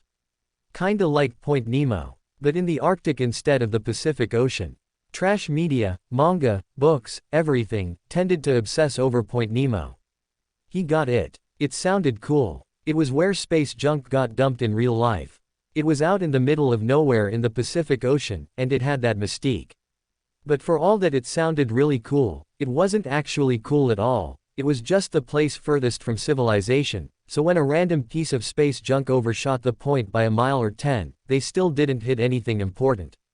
Building a city on, near, or around Point Nemo was probably the last thing that was going to happen, because it'd ruin the whole point. Where were they supposed to deorbit space junk then? They'd hit the city. Then again, logic had never stopped trashy media from putting cities in cool but improbable places. And he supposed consigning people with magic, superpowers, or access to the system to a city that they deorbited space junk on every now and again was probably fine. They seemed like the people best able to handle a hot piece of X-satellite piercing through their roof. Still, the logistics must be hell. Internet in Australia was expensive enough. He couldn't imagine the price of internet in a place literally built as far from civilization as possible. And wood, concrete, steel, housing must cost even more than in the UK. Damn, truly the worst of all worlds. He walked on. Even this cold wasteland, there was a kind of beauty to be found. With his eyes shut, he couldn't see the sparkling tones of the icy lands, but he could see their shapes. The places where craggy spires of ice and rock pierced through the smooth, rounded snow. The deep valleys, where he occasionally peeked his eyes open to see the sapphire tones of the deep ice. Now that he was starting to be able to ignore even this depth of cold, he could appreciate the rare and natural beauty a little better. What he couldn't appreciate was how God's damned far it was from where he'd been to the city Lord Ravin was sending him to, but hey, there were at least some nice things to appreciate along the way. Maybe I haven't been on longer fetch quests, he thought, some days in. Walking with his eyes shut meant he wasn't tracking time real well, but a few days had passed at the very least. This was a long-ass fetch quest. Hopefully it didn't turn out to be a chain fetch quest. Then he'd teleport directly there with the trash bin he was definitely leaving at his destination. Maybe it isn't so bad if it's a chain fetch quest. Teleportation was definitely a hack. Even if his teleportation was a little scuffed, and he had to manually walk there the first time, it was still a hack. He also had the strangest feeling that having a few teleport points that no one knew about but him, not even his allies or friends, was probably an advantage he wanted to have.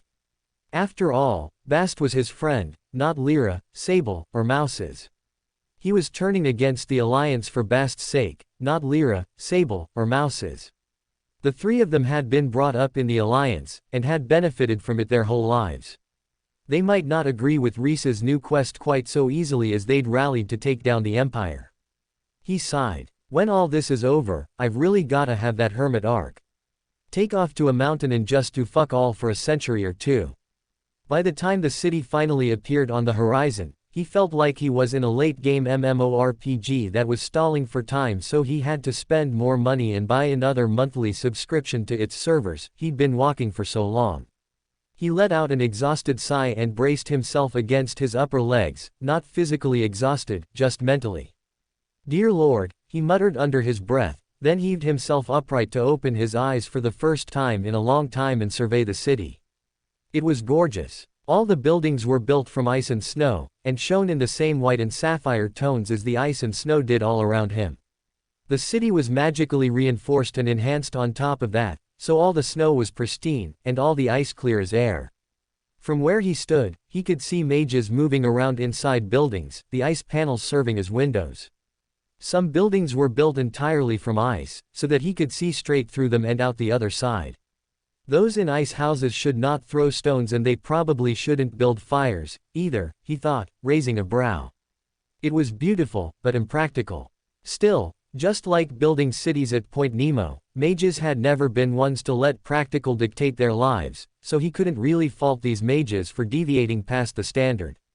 Just more typical magery, really. They had, however, taken advantage of the ice and snow to build beautiful glittering spires high into the sky. In some places, the ice buildings, towers, or rooms overhung the floor below, and there, they often sported carvings or icicles below them, like beautiful transparent ornaments. They were works of art, and constantly revised and in motion, as a ice carver mage tore off a chunk of a building and waved her hands, reshaping the building with a wave of ice and water magic. "That's pretty cool," he admitted aloud, despite himself. He was never going to live in an ice house. He liked hot showers too much, but they were nice to look at. And he didn't mind experiencing what it was like to live in an ice house for a little bit, either. He didn't want to be too obvious about teleporting into the ice city, and he had the feeling his trash can might stand out a bit amongst all the ice and snow, so he found a little nook between two hills and buried it there, out of the way's a little distance, where no one would be able to directly see him pop up. His own personal Point Nemo was, of course, safer, but it was inconvenient as hell, so his lazy ass wanted a closer point. Besides, what if this turned out to be an 8-part chain fetch quest? No way was he hiking all the way in from halfway here. Sure, it cut the time in half, but with a teleport just outside, he could cut it to seconds. It was the same as doing the fetch quest in the postgame, with the entire map's fast travel unlocked and the ability to warp around wherever he liked, except specifically for Lord Ravin and... Rhys froze. "I didn't leave a warp point near Lord Ravin. I'm going to have to walk all the way back. Fuck." A second later, he remembered the hoops he'd dropped back at the crime site, and breathed a sigh of relief. As long as one of those held up, he'd be fine. Sure, they were disposable and probably decaying as he spoke, but surely one of them would last this long. Worst case, he could use Point Arctic Nemo to get halfway there, then rectify his mistake with a permanent trash can near his new quest target when he got back. Phew, I almost made a big-time whoopsie there. He wiped his brow, relieved. He hadn't fucked himself, just inconvenienced himself a little. He could recover from this. And hey, worst case, all the points collapse. I've still got Darren's Black Palace warp point. He didn't really want to use it, because it meant activating the manual curse power sensing technique, aka the anxiety spiker, but he'd pay any price to not have to run for a week through the Arctic wastes again. Relieved, Rhys stepped forward, excited to see this brand new town. He'd stop in, see the sights, enjoy the frozen wasteland for a bit, then go find Lord Ravin's retainers and point them in the right direction. How hard could it be? He looked at the town and sighed. Somehow, I feel like it's gonna be way harder than it has any right to be. He walked into town and was instantly the center of attention.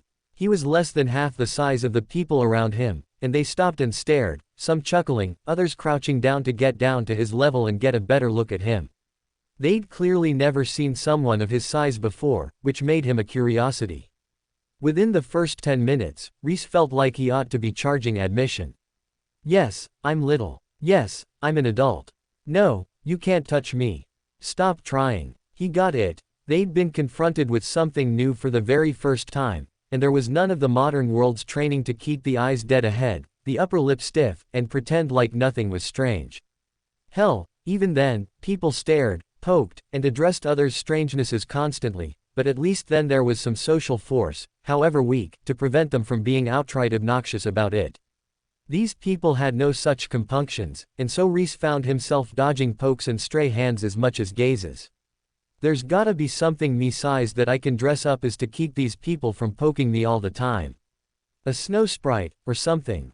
Hey, Lyra, quick question. Are there snow-themed versions of your people? Second question, is this first question insensitive? I feel like I shouldn't just ask people if there's other themed versions of themselves, but who knows? For the time being, he could only be himself, so he plastered a grin on his face and motored along, dodging whatever he could and tanking what he couldn't. This was the first day. Eventually, even if he couldn't find anything else to make himself look like so these people would ignore him, they'd get used to him and stop staring. Like the other two, someone muttered as they walked by. Rhys looked up sharply at that. There were other little people here. Other, normally sized people. He jogged after that person and patted their hip in the most neutral manner he possibly could. There's other me-sized people here. To the large woman's credit, she took it in stride. She pointed. They spend a lot of time at the cafe. He saluted and ran off. Thank you. The fetch quest could wait. A cafe sounded amazing, and he wanted to see some other people his own size. Besides, who knew? What if he knew them? It was worth a shot. After all, almost everyone he knew was in trouble with the Alliance, and most of them were also traitors of the people who had toppled the Empire. With two countries against them, the northern region might start looking very interesting. He didn't think Lyra would brave this much cold, what with her constant need to be wet, but maybe Sable. Mouse. Hell, he'd be happy to see Corey or Blake or someone else from the Resistance. They'd probably have some information about what had happened to the rest of them, if nothing else. And maybe a hot beverage in this freezing cold also sounded fantastic. Shoot him. His fingers and toes had been semi-numb for days now. Not enough for him to be worried about frostbite, but enough that it sucked. Getting inside and warming up, hugging a nice warm beverage, sounded amazing. Granted, he wasn't sure how warm it was going to get inside the ice buildings, but hell, if the Inuit could make it a cozy 70 degrees inside their igloos with no technology or magic except for the ability to build snow blocks and start fires, he had faith that Midgekind would figure something out. It wasn't that hard to find the cafe. It stood on a corner, with tables inside and out. The tables were primarily populated by Northern Region citizens, but occupying the very back table, tucked away around the corner, two comically small people perched on very large chairs. Rhys beamed. He stepped inside and ordered a drink with his laundered money, then headed to the table in the back to wait for it to be delivered. He raised a friendly hand. Hey, fellow small people, is there room for one mo? It's Rhys. A girl with bubblegum pink hair waved from the near chair. Peeking over the large table, the man in the far chair with a long, straight braid smiled down at him. Mirai. Grave. The two guards from the Emperor's palace, the ones who'd helped him free the cores. Of all the people he'd expected to see, they'd ranked low on the list, but that was just because he might have forgotten them a little. They were no friends of the Alliance, and they were traitors of the Empire in a far more personal way than he and his rebellion were. They were a long way from the Empire, but then, so was he, so. Pull up a chair, Mirai said. Rhys looked around. There was an empty chair at the next table, so he grabbed the leg and dragged it over, then hopped up to perch on the edge of the large chair. He still couldn't see the table from there, so he stood. Things had been sized for both large and normal-sized people over the border in the Alliance, but here, they were just sized for the large people of the northern region. Not only that, but he had the feeling that the people were larger here than they'd been in the Alliance. Back in the Alliance, they'd been all-star basketball player height, and then some, but here they were just giants. Improbably large, their heights absolutely inflated for no real reason. If the people from the northern region in the Alliance were 5 feet 11 inches, then the people in the northern region were definitely 6 feet. Mirai giggled to see him struggling, but said nothing. Beyond her, Grave delicately poured tea from a large teacup into a normally sized teacup he'd procured from somewhere, then sipped it as if it was normal. Mirai had a big sugary cup that looked suspiciously like hot chocolate, and lifted it to drink directly from it without hesitation, even though it left her with an enormous milk mustache. For all that the cafe was inconvenient, it was at least fantastically warm. A fire crackled in the center of the main room, and ice and snow were doing their thing to be fantastic insulators, keeping the room nice and cozy. Rhys could feel the life coming back to his fingers and toes in a way it hadn't for days. "How'd you two end up here?" he asked, nodding at the unlikely couple. "I could ask you the same," Mirai countered, in a tone that Rhys was pretty sure she thought sounded mysterious. "We fled the Empire after the battle. The Alliance is no friend of ours, and the other regions were far too powerful, especially considering Mirai's new, lower tier. The northern region has a certain, anonymous appeal.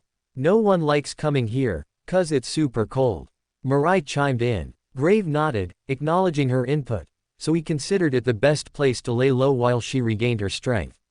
"I'm doing great. I'm gonna be back at full power in no time.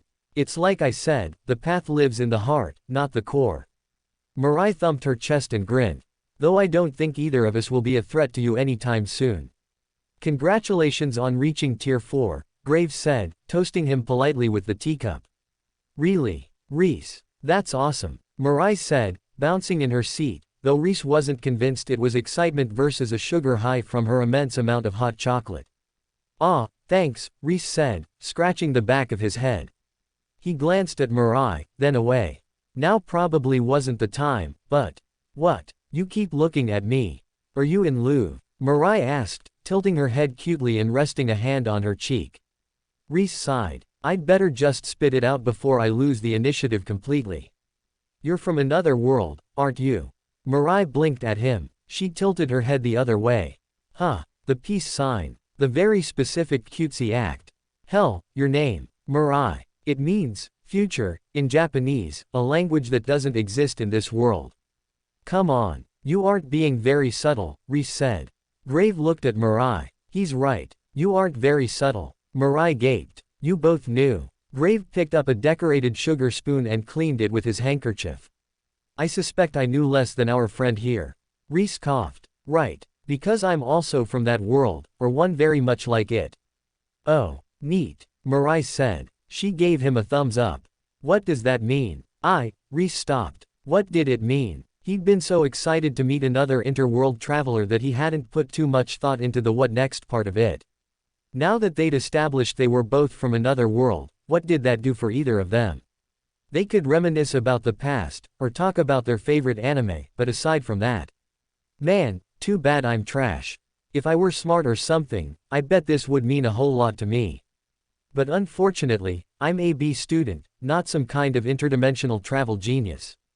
It meant, there was a second person who'd been kidnapped to this world. Yay. Gods, I'm so smart. I can't believe it. I'm amazing. I'm working on it, he finished at last, when he looked up to find Mirai waiting on him with glittering eyes. "I think the Empress was from our world, too," Mirai said, taking a sip from her hot chocolate. "What, really?" He hadn't interacted with her much, so he wouldn't know. Their conversations had mostly consisted of her having Laurent remove his core, a job offer, and then the usual bullshit as they killed one another. "Yeah, but like, from way back, 1940s or something. I don't think she knew that I was from another world." "Huh," Rhys muttered. If she'd been in this world for that long, it explained why he hadn't gotten an otherworld vibe from her at all. A shadow loomed over the table. Rhys looked up in time for a very large man to place a very large cup before him. He nodded in thanks, then gave the cup a slow look. How was he supposed to drink this thing? Grave coughed quietly. Rhys looked down. A normal-sized teacup had somehow materialized next to his hand. He nodded at Grave and dipped it into the large drink like a ladle. The tea he'd ordered slicked off the outside of the cup as if by magic. It probably was, leaving the cup dry outside, but full of tea on the inside. Grave nodded in approval, and Rhys gave him a thankful look and sipped his tea. "So, what brings you to this God's forsaken part of the world?" Mirai asked in a friendly tone. "Oh, that's right. Here, I'm looking for these people. Have you two seen any of them?" He drew out the orb Lord Ravin had handed him and tossed it to Mirai. Mirai pressed it to her brows, then tossed it to Grave, who repeated the gesture and genteelly passed it back to Rhys. "I know the lady. Or, I've seen her around. I could point her out to you," Mirai said. "The man frequents a tavern that I also favor. I can introduce you this afternoon, Grave offered. And, the third one. Mirai spread her hands and shrugged. Grave lowered his head. No luck, huh? Thanks, though. I wouldn't have a clue where to go without you two. Mirai grinned and tossed her head, putting her fists on her hips. That's right. We're your saviors. Grave made a tiny gesture as he sipped his tea, as if to say, don't mention it. Rhys sat back, looking from one to the other. He couldn't imagine a more opposite pair. Back when they'd both been employed by the Empress, it had at least made sense, but now they were hanging together by their own will. He didn't really get it. He thought about saying something, but then decided he wasn't that good of a person, and said, you're an odd couple. Me. And Grave. A couple. No, but maybe. Mirai gasped in fake surprise and fluttered her lashes his way. Grave looked at Rhys, entirely ignoring Mirai. I feel responsible for her. Like she's my daughter, or a lost puppy. I would feel guilty if she ran in front of an attack from someone else's duel and died. Rhys looked from one to the other, then nodded. I get it now. Honestly, he was a little jealous of Mirai. He'd been around Grave for about 5 minutes, and it was just so convenient. He was quiet, tidy, had an answer for everything, and unobtrusively placed that answer right where you needed it, when you needed it, without drawing any attention to himself. His path had to be servant, or something along those lines, butler, maybe, but it just made him the ultimate assistant, and Rhys suddenly had a longing for an ultimate assistant of his own. He nodded at Mirai. When we're done here, would you mind taking me to the lady? And then Grave, after that. I'm in a little bit of a rush, so I'm sorry I can't stay longer, but... No, of course. Let's go. I was just wasting time here anyways. Grave vanished somewhere while Mirai bounded off, leading him out of the cafe and across the city. She wasn't wearing much more than she'd been wearing before, though she'd ditched the uniform in favor of a fluffy pink layered tutu/skirt and a tight pink-on-pink bodice, both laden with deco pins, clips, and ornaments, but it made her stand out even more in this frozen land for her to be tiny, pink, and not wearing thick, fur-rimmed clothes. She didn't seem to mind it. If anything, she basked in the stares and attention, though she didn't hesitate to kick the few fools who tried to touch her at full force. Rather impressively, for the short time she'd been reunited with her core, she'd managed to obtain a high Tier 2 cultivation, so while she was still vastly underpowered compared to Rhys or anyone else around, she was still powerful enough that her kick stung. Most town folk seemed to expect it, and either accepted their fate or kept their hands to themselves. The few whose eyes turned dark at receiving her kick were met with a fierce glare from Rhys and a quick flare of his trash star, which dimmed the fury in their eyes. Rhys wiped his brow. Damn, hanging with Mirai is exhausting. Grave wasn't kidding when he said he was worried about her randomly dying. He was sure he wasn't half as good at scaring people off as Grave was, but he was at least strong enough that no one dared to take a second look. For a moment, he was a bit surprised at how well things were going for him, but then he realized, he was that trash grandmaster following along his bratty daughter friend and ensuring no one dared to touch her, despite her taking, in his mind, perfectly reasonable actions that could get her attacked or killed if she didn't have a seriously powerful backing. It was a trash role he'd never imagined taking on for himself, since he usually didn't like brats and would rather punish them personally, but here he was, acting as that protector. Rhys harumphed and crossed his arms, grinning internally as he leaned into the role. It was kind of fun, honestly, and since Mirai was only protesting people touching her without consent, rather than starting fights, acting up, or doing anything else the usual bratty son of the Grandmaster characters did, he could continue acting this way in good conscience. Still, he needed to know, are you cold? Mirai spun around. Huh, me? No, I'm cute. The cuteness kills the cold. She grinned and flashed him a double peace sign, then pirouetted to face front again. He shook his head, barely stifling a smile. Whatever works for her. He'd definitely been there before, not for cuteness but for cosplay. Although the cosplay didn't actually kill the cold, and, in fact, most costumes had horrific problems with heat regulation, since baring one's stomach or back while covering one's limbs with usually non-breathing, heavy fabrics like pleather made the body's internal heat regulation run rampant, and on top of that, wigs were heavy and not known for venting heat. He had many a time put up with absolutely horrific discomfort in order to show off his hard work and bask in the appreciation of others. Of course, if cuteness was her path, it was entirely possible that cuteness could actually kill the cold, but it'd be prying too much to directly ask her that, so he let it be. They wandered around for a bit, weaving through the city. At first, Rhys just followed her around, but then he started to recognize their surroundings. On the third loop, he slowed. "Mirai, are you sure? There she is." Mirai sprinted ahead, as if to get away from his accusations of not knowing where she was going. Rhys followed her a little reluctantly, not fully convinced that she'd seen anything so much as was just escaping his question, but when she turned the corner, the woman he'd been given an image of appeared, stepping out of a building. She looked a bit shocked to see two small people charging at her, but to her credit, she merely stepped to the side and waited. Mirai said. "Do I know you?" the woman asked politely. "Not yet." Rhys cleared his throat, stepping forward in front of Mirai before the conversation could get too far off the rails. "Good afternoon, ma'am. I've been sent here on a quest to find you." "Me?" she asked, surprised. "Indeed. Is there somewhere discreet that we could go to discuss it?" Rhys asked. He wasn't really sure how acceptable Lord Riven was in the northern region, if he was a powerful and celebrated figure who just happened to get his ass handed to him by another powerful and celebrated figure, or, more likely in Rhys's estimation, he was some kind of reject or runaway who was trying to make a name for himself in another region and had failed miserably. Either way, whether Lord Raven was celebrated or hated, or somewhere in between, it wasn't polite to just say, "Hey, this guy is dying, do you want to go save him?" in the middle of the street. For one thing, regardless of his general social standing, Lord Raven was bound to have enemies who wanted him dead, who would be excited to know he was injured and desperate to find a way to hold it against him. Even Rhys had deadly enemies, at this point. He wouldn't want someone to blast that he was weak or injured all over the map if he was the one in Lord Raven's position. She raised her brows. "Of course. May I know who's asking?" "It won't mean much to you, but my name is Rhys."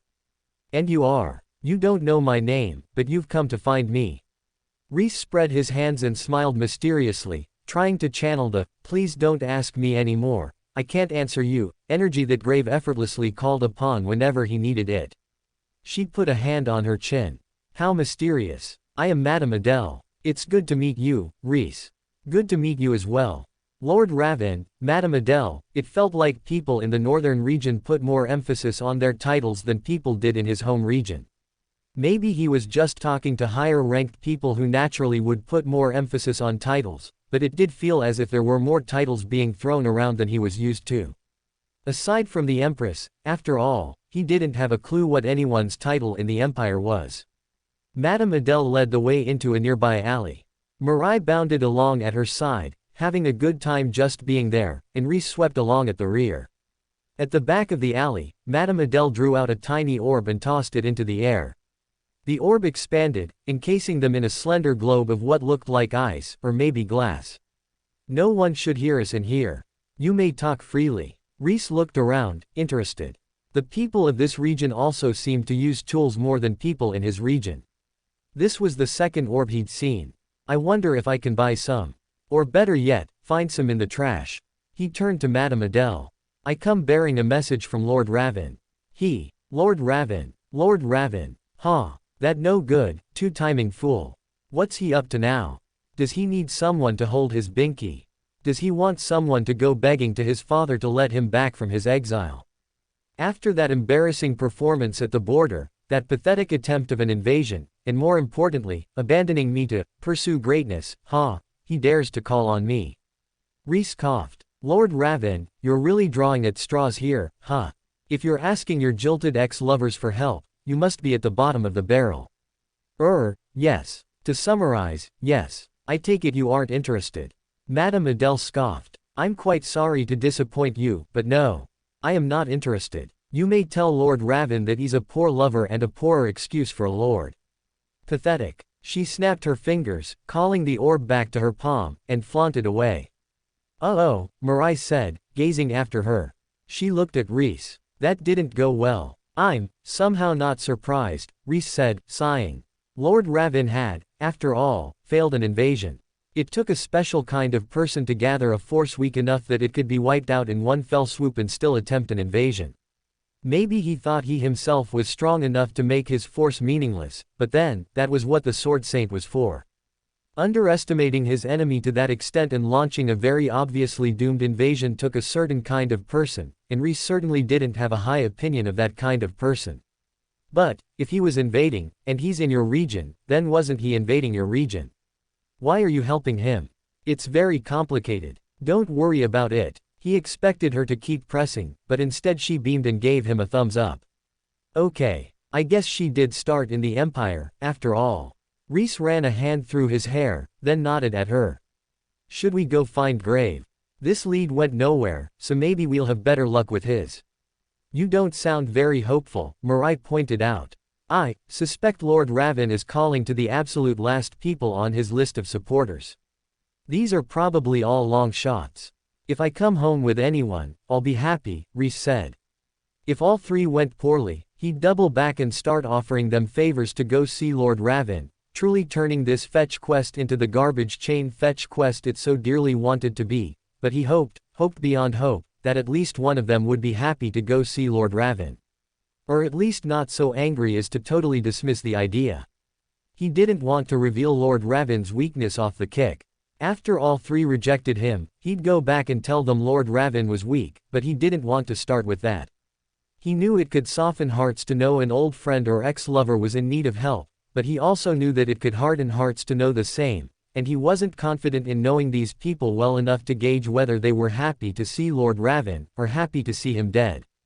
Hopefully a second pass or a pause would give him enough time to either learn them, or learn more about them, so he would know which of the two they leaned toward. A soft cough sounded from behind them. They turned to find Grave standing there, his hands behind his back. I've located that man you asked for. Would you like to see him? Of course, Rhys said. Right on time. It's almost spooky how good he is. Once again, the longing to have a personal servant like Grave welled up in his heart, but he suppressed it. He was pretty rich, but he was 100% sure he couldn't afford Grave's services. Grave was a tier 3 mage with a unique path. He had to be expensive. Grave gestured, and Rhys and Mirai followed him. Contrary to Mirai's wandering path, Grave led him swiftly and confidently to a tavern. It wasn't the kind of tavern Rhys was used to, with a rowdy and down-at-the-heel atmosphere, but instead a refined establishment, with perfectly arranged decor. A man stood at the door, dressed in a neat suit and carrying a cloth over one arm. As they approached, he gestured, clearly offering to show them in, but Grave lifted his hand, politely and silently requesting to show Rhys and Mirai in instead. The man inclined his head, and the three of them glided past into the nicest tavern, no, restaurant Rhys had ever set foot inside. There were neat tables with white tablecloths, each set with fine china and a white candle cupped in a glass globe that somehow never dropped a single glob of wax onto the globe. There was no quaffing of tankards, instead, refined men and women swished amber liquid around in delicate stemmed glasses, taking in the scent of their liquor of choice before sipping it delicately. Behind the bar, a bartender neatly polished a glass, her back straight as a ramrod, not a single hair escaping her perfect bun. All that to say that it was a very Grave-like setting. Aside from his small size, he fit in perfectly.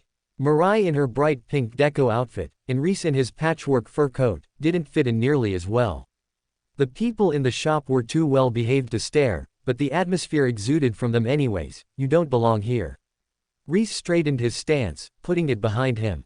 Who cared? He was trash, of course he didn't belong, but it was the exclusive right of trash people to barge into places they didn't belong with full confidence, as though those places belonged specifically to them. Honestly, these people should be grateful that he hadn't thrown open the door and immediately started shouting for a drink. Indeed, my path of trash is still weak when it comes to social situations. I still restrain myself and hold back, rather than immediately assuming the social situation is purely built for me. I feel like this is an emotion that one must be born into, rather than cultivating, but perhaps I can channel the energy of the clueless trash in a situation they don't know how to navigate in the future. Then again, maybe I shouldn't. In this world, I feel like being that clueless might get me killed. Grave approached a man sitting at the bar, then paused and gestured for Rhys and Mirai to wait a moment. He hopped up onto the seat of the chair next to the man and greeted him, and the two exchanged a few quiet words.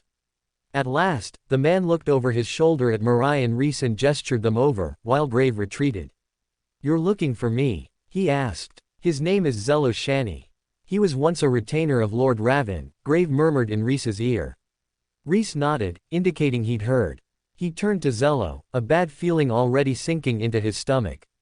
"An ex-retainer. Lord Ravin, do any of these people like you?" "Good afternoon. I understand you were once in the employ of Lord Ravin." "I was." The man sat back, crossing his arms, and gazed at his glass of liquor with an expression sourer than a lemon. "This is not a great start. Lord Ravin is in need of assistance. Would you tell him he deserves more than just exile, and that his father was right to hate him?" The man paused, thinking for a moment. "And tell him that just because he has a big dick, doesn't mean he can use it well. Piece of shit." Oh, Madame Adele had mentioned something about Lord Ravin two-timing her, but Rhys resisted the urge to face palm, but it was a close thing. Why the hell would Lord Ravin send him to fetch the two people he'd been two-timing on? What kind of stupid-ass idiot, he sighed aloud. I guess it's all on that person I couldn't guess the gender of. Maybe Lord Ravin also couldn't guess their gender, and as a consequence, hadn't fucked them, too. Though given his omnivorous tastes between Madame Adele and Zello, Rhys wasn't at all sure that such a small detail would stop the man. Wait, don't tell me. Is the chain fetch quest also a relationship grinding mission? Like he was playing a dating sim, but for someone else, did he have to improve Madame Adele or Zello's impression of Lord Ravin until one of them agreed to go see him again? He grimaced. Dear Lord, anything but that.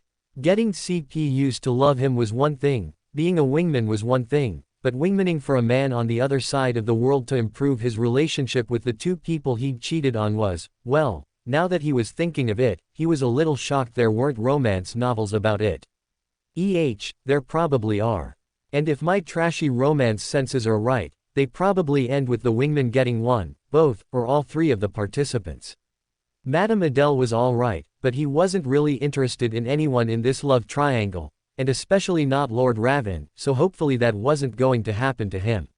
No, I think I put all my hopes on Lord Ravin not porking the third person, and if he dicked them, too, then I cry and go home. Whatever information he has, it isn't worth convincing one of these people to come see him, well, unless I can get one to agree to smile for a minute while I get my information, then back off and let them loose to murder Lord Ravin. It wasn't like he had any particular love for Lord Ravin. It was all the same to him if that invader lived or died. Still, he felt like that probably wasn't the best starting place, but more of a desperation move, because if the jilted ex-lover failed, then Lord Ravin would be after his booty once he healed, and he'd have to move on to extreme longshots like trying to corrupt Lord Ravin with impurities.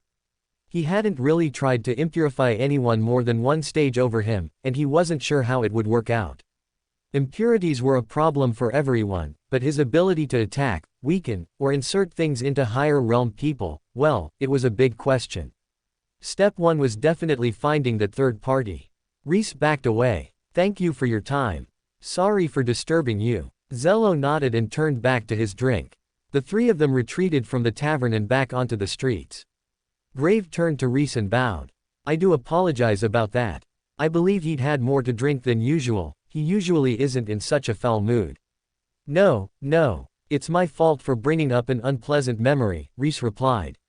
Thank you both for helping me search, by the way. He turned to go, but Mirai grabbed his sleeve. She hopped around in front of him and beamed up at him. Why don't we all look for that third guy? I don't have anything better to do. Are you sure? Rhys asked, looking at Grave, not Mirai. Grave nodded. It would be a fine distraction from our usual routine.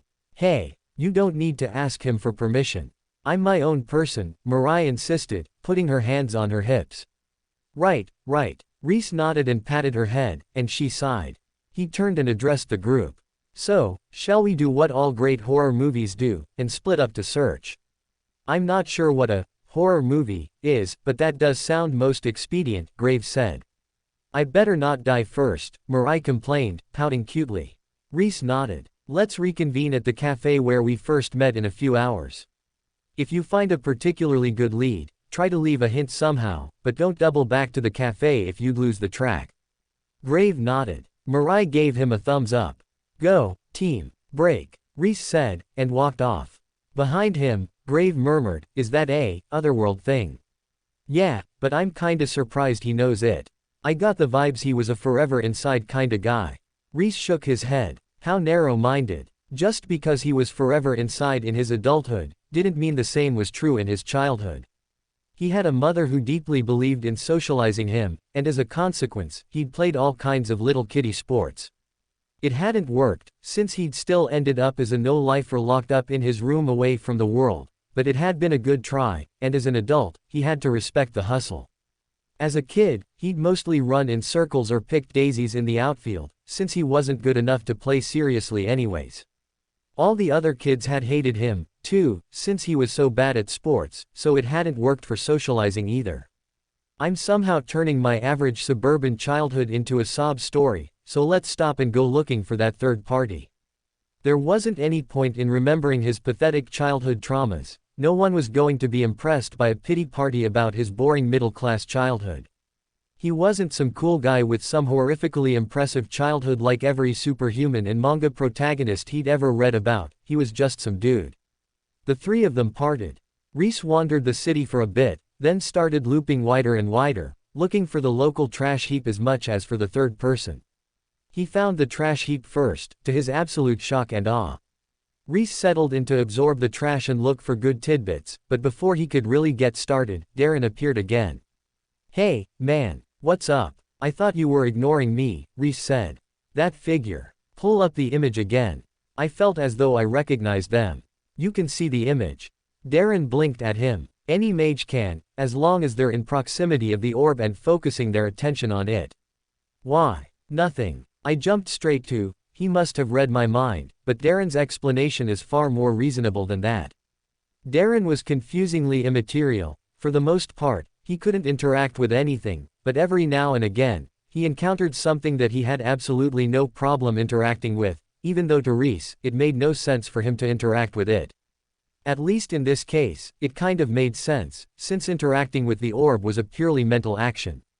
Darren didn't have much, but he at least still had his mind, as far as Rhys could tell, anyways. As Darren had asked, he pulled up the image of the third person. Darren squinted for a moment, then nodded. "Use the cursed energy sensing technique. You should be able to sense them.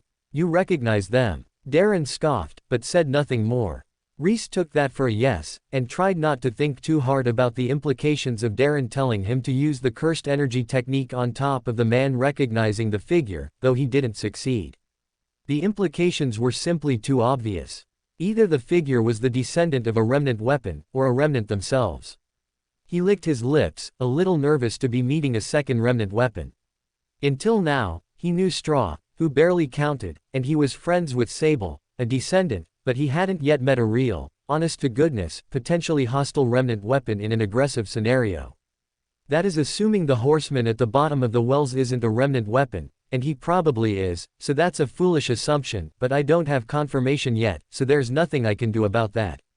The simple answer was to try using cursed energy to find impure wells, and he really should do that, he just hadn't had the time or need to do it yet. He stood and quickly finished sucking up the trash, then took a deep breath, settled his mind, and called forth his ability to sense cursed energy. He was expecting for it to take a minute, or to have to walk around to find anything, but instead, he immediately sensed cursed energy. It swirled all around him, dense and close, many trails all twisting together.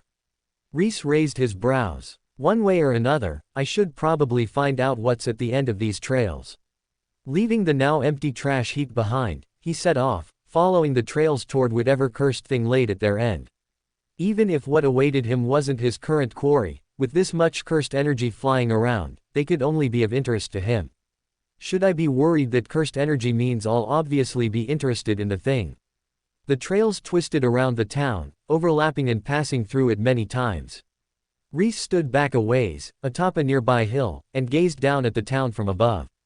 It was absolutely seething with cursed energy from this vantage point, its streets squirming with the stuff, 1,000 worm trails curling through the town. From up here, though, he could see where the lines ended, and where they kept coalescing to, the cellars and sewers around town. Repeatedly, the lines vanished underground, dead-ending at some entrance to the depths or another. Why do I have the sinking feeling I know who this is? Rhys thought, then shook his head and leapt down, bounding down the snowy hill towards the nearest cellar. It was time to meet this mystery figure.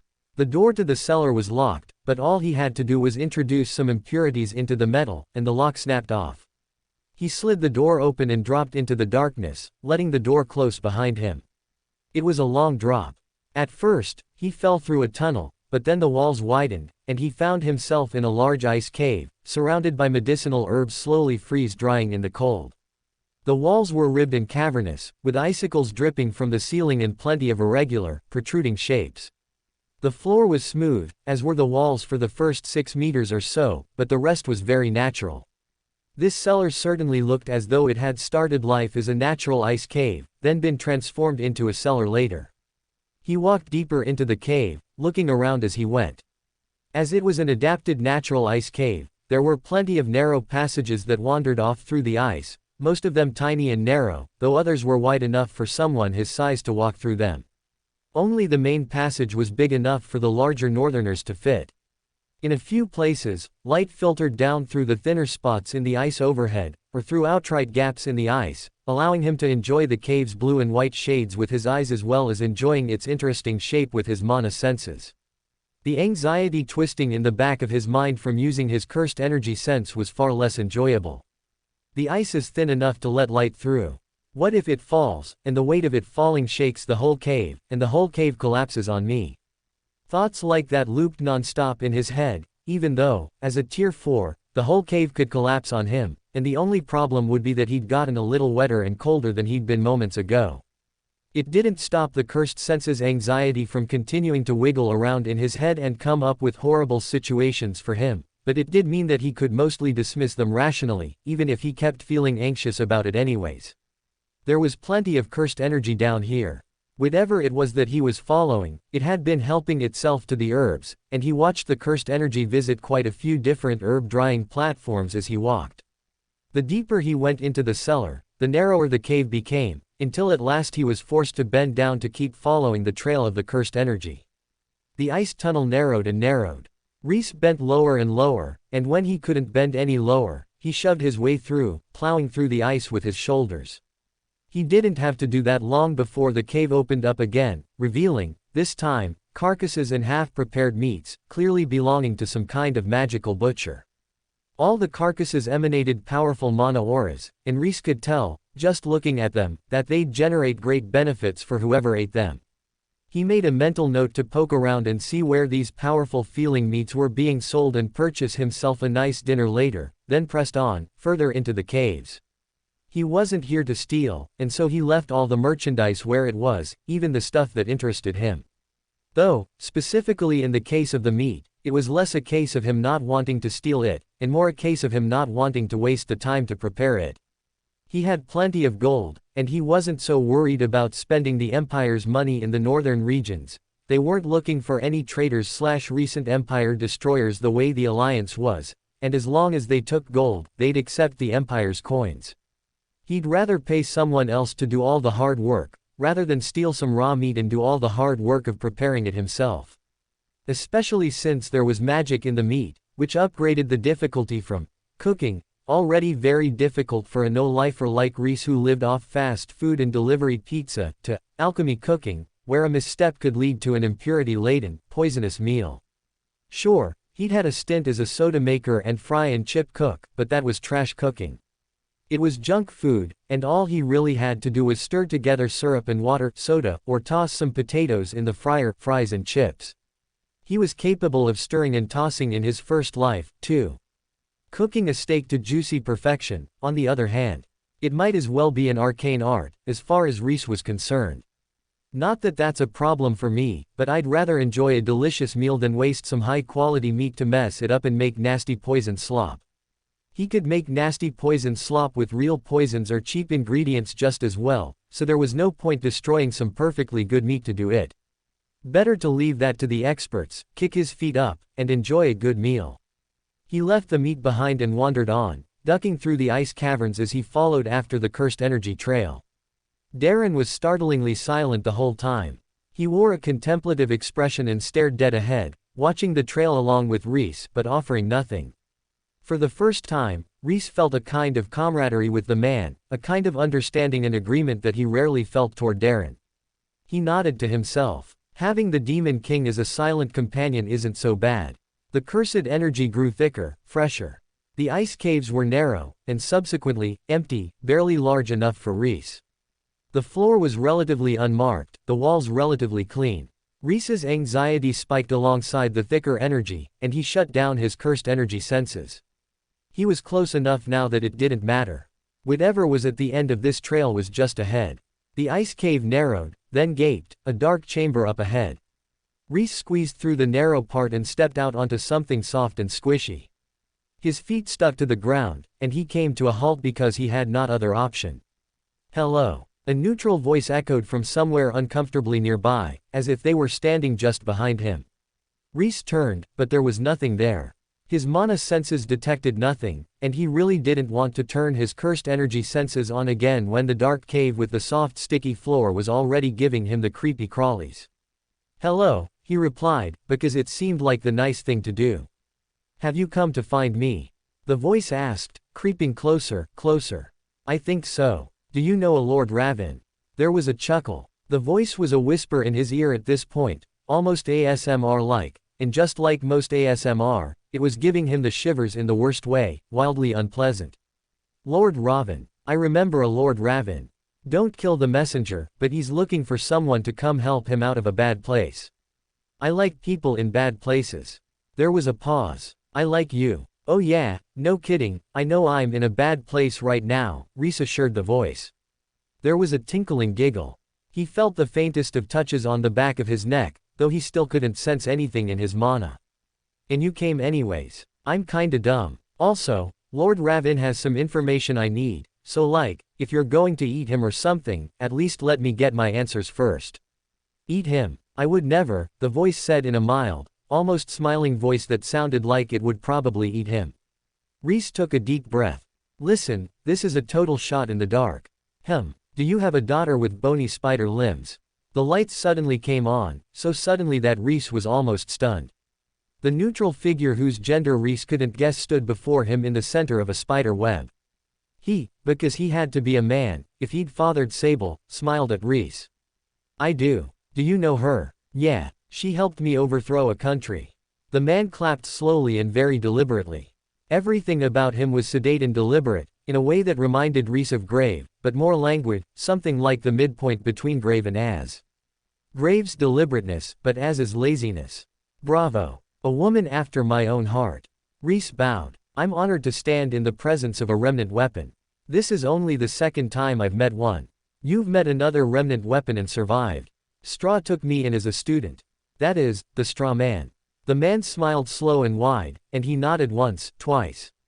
"The straw man. And there he is. Hello, old friend." Rhys glanced down. The little doll had climbed out of his robes and was staring intently at the man, its eyes locked on him. It reminded him a little of when a dog saw someone it knew after a long, long time, and was trying to remember if it knew them or not. But only a part of him. A pity, such a pity. The man shook his head, then looked at Rhys. "Do you know my name?" "No. Sable never mentioned it. She called you, the abhorrent beast, but that was all." That is what my master called me." "Master. As if they ever called me that." "This cheeky," Darren muttered under his breath. "But I prefer to be called Sid. Short for Obsidian." "Obsidian, then Sable. I'm sensing a theme." "Nice to meet you, Sid. Do you want to know why they call me the abhorrent beast?" Sid asked, tilting his head. The shadows suddenly grew dark and deep, and the web beneath them stood out in sharp relief. "Not really, no," Rhys lied. He did want to know, but he also liked having all his limbs, and he felt like he might not escape this intact if he asked. The light returned to normal. Sid's eyes lit up. Oh, this one is smart, very smart. Unless my daughter told you not to." "No, I've got a strong survival instinct." Sid chuckled under his breath, highly amused. "Good. Hold on to that, otherwise you might make foolish decisions. Like Lord Ravin." Sid smiled. "Look, just let me get my information. I don't care what you do to him afterward," Rhys said quickly, putting his hands up. I can be patient. Thank the gods, in any case.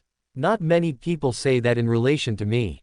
Rhys waved his hand. The other two people he asked me to find were his jilted ex-lovers. I'm just glad you weren't angry about him cheating on you. Sid's smile turned strange and predatory, and Rhys felt like he really didn't want to know what that meant. Yes, yes. I'll come with you. I'll come. He moved toward Rhys, and Rhys instinctively jerked away. Something about the way he moved oozed predatory instincts and hunger. In person, his long, straight black hair was black, like ink, like a black widow spider, blacker than black, so black it sucked in the light, and the robes he wore weren't much brighter. They were slim and tight, close to his body, though the skirt was long and trailed after him, with long, many-fingered tails. If Rhys looked too close, the skirt started to look like many churning legs. He looked away. That's not a spider. A spider is less dangerous. Sid slowed. He tilted his head. Do you fear me? Once more, the sense of danger peaked, and Rhys felt like it deeply mattered what he answered, like answering this wrong might be deadly. He thought for a second, then shook his head. Not any more than is reasonable. That's quite a lot, Sid said, almost contemplatively. Maybe not that much. Then that's foolish. Yeah, I get that a lot. Sid laughed suddenly, and the danger vanished. I like you. I know why Sable likes you. Rhys smiled back. You know, she's very quiet. I didn't really expect you to be this chatty. Takes after her mother. Her mother. Sid smiled that dangerous smile, and Rhys felt like his morals might get challenged in a severe way if he pressed Sid on the answer, so he waved his hand. No, never mind. Shall we go see Lord Ravin? Yes, let's. Do you mind if I tell my friends I found you? We split up, looking for you. No, let's go meet your friends. Rhys paused. Together. He coughed. Yep, that's another thing I shouldn't press him on. Right, let's go. Rhys turned to go, only for his feet to stick in place on Sid's web. He opened his mouth to ask Sid to release him, then paused as his anxiety spiked even without him calling on the cursed senses. I feel like if I ask him to help me, he might just help me off this mortal coil.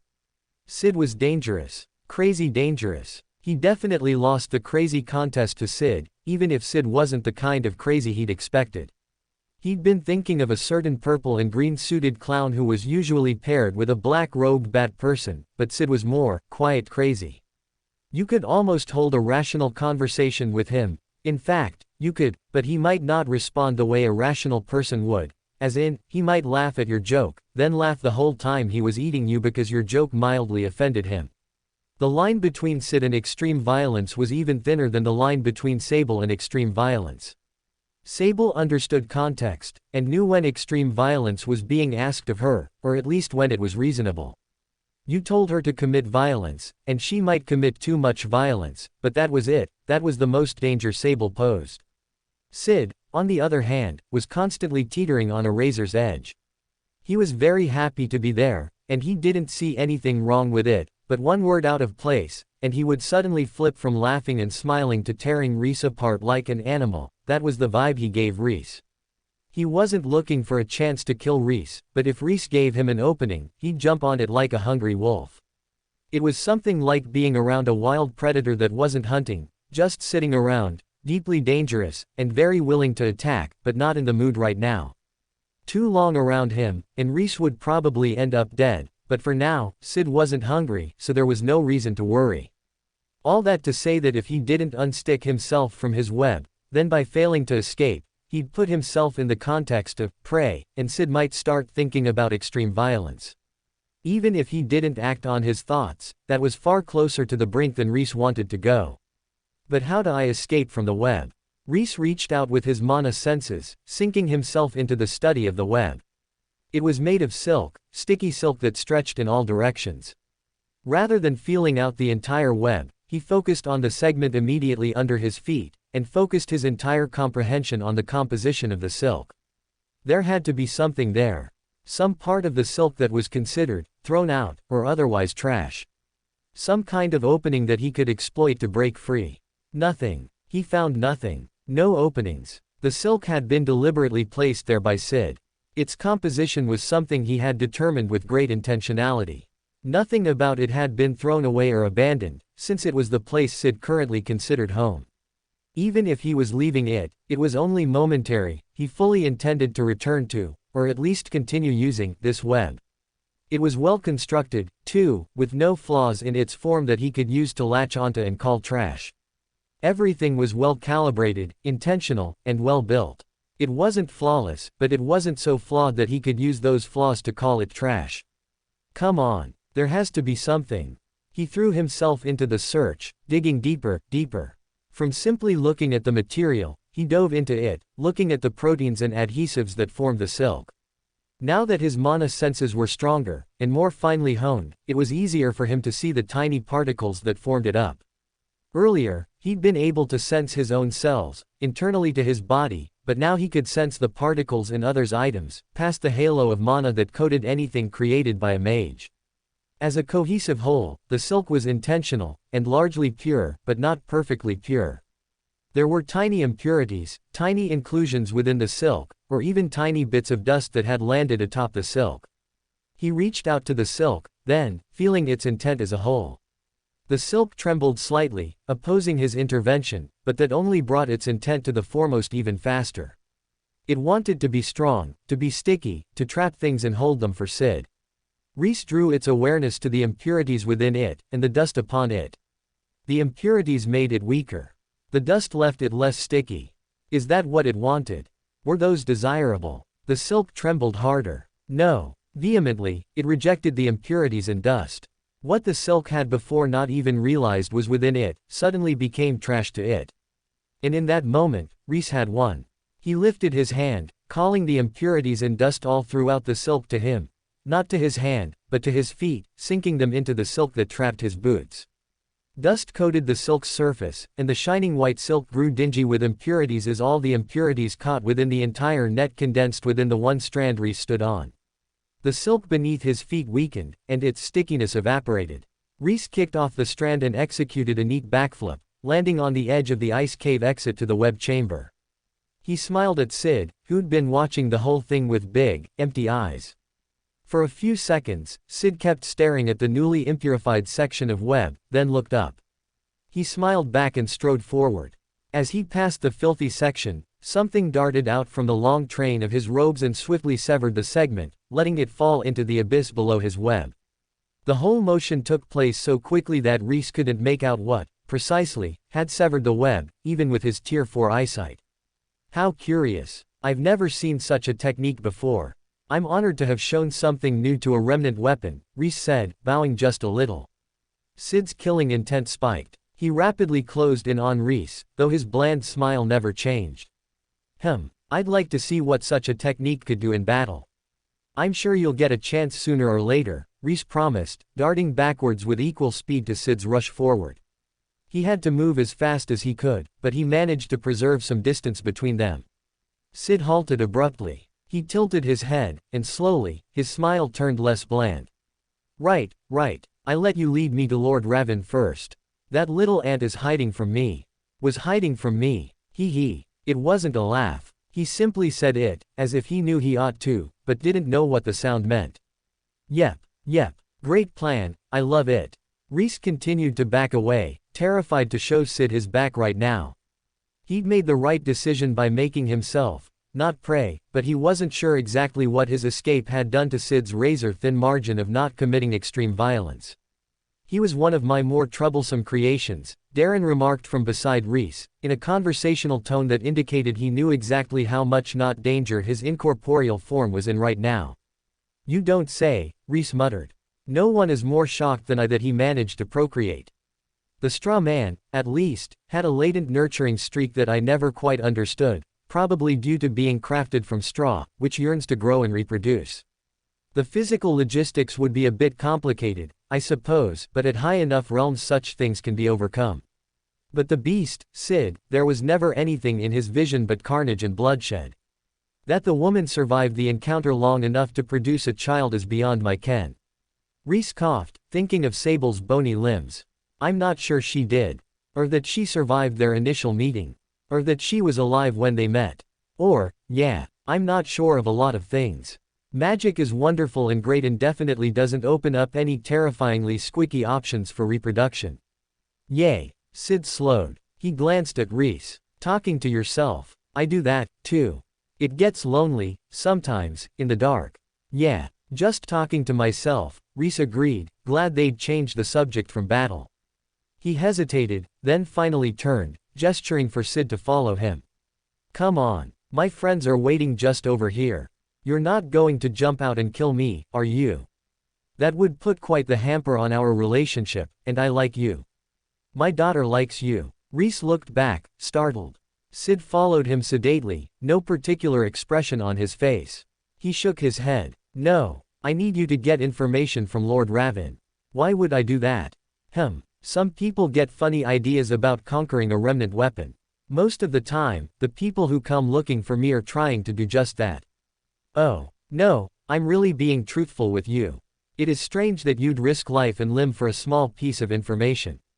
Look, Lord Ravin didn't exactly open with, would you like to go badger a remnant weapon into coming to help me? He just told me you were his retainer. I had no idea who I was going to find. His retainer. Sid chuckled under his breath, and it was more a dark sound than an amused sound. Go ahead and pick those bones with him, okay? I don't care. Not my monkey, not my circus. Just let me get my answer first. Rhys glanced back again. For all that Sid teetered on the razor's edge of ultra-violence at all times, he also had a simple side. A kind of childish complacency that made him easy to steer. It had probably been deliberately built into him by Darren, or at least deliberately not removed, but he could see how someone could make the mistake of seeing Sid as their underling, as long as they kept him happy and generally pointed him at violence. He personally preferred Sable, who, though reclusive in a few words, would respond to provocation in a way he could comprehend, but he did kind of get where Lord Ravin might have misunderstood Sid's childishness for deference. He didn't retread their entire path through the ice caves, but merely exited at the first one with a door. The door was overlarge for both of them, since Sid, even with his mysterious trail of fluttering probably not fabric, was still Rhys-sized and not Northerner-sized, and Rhys had to take care to close it quietly behind them rather than let it fall flat. He headed back to the meet-up place to find Grave already there, hands tucked behind him and shoulders square as always. At the sight of Sid, Grave bowed deeply. I thought I sensed a great malevolence shifting.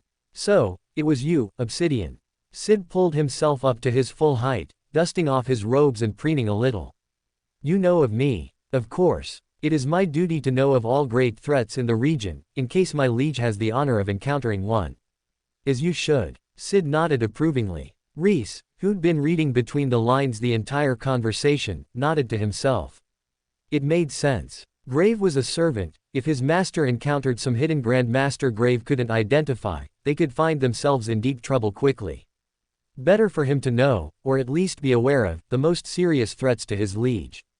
As for knowing about the Alliance's remnant weapons, well, that was just a matter of being prepared for the inevitable. Grave nodded at Rhys. Since you've concluded your search, I think it's best you depart. I can wait here for Mirai. Oh, yes, of course, Rhys said. Now that Grave had brought it up, he had a good point. He didn't know what Mirai might do or say around Sid, and Sid was so easily provoked that it was far too dangerous to let the two interact freely. He nodded at Sid. I've notified my friends. We can set off now. Are you trying to hide something from me?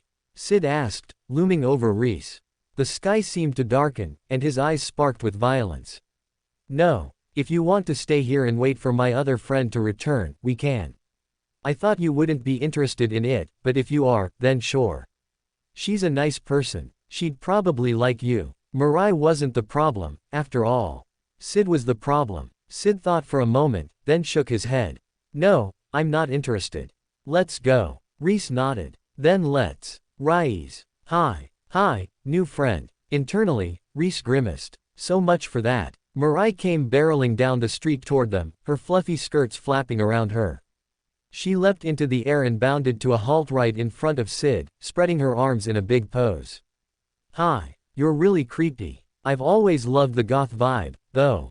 And you're killing it. A vein throbbed in Grave's forehead, but at the same time, the same expression appeared on his face that Rhys sometimes saw on himself when he faced a difficult puzzle that engaged his path.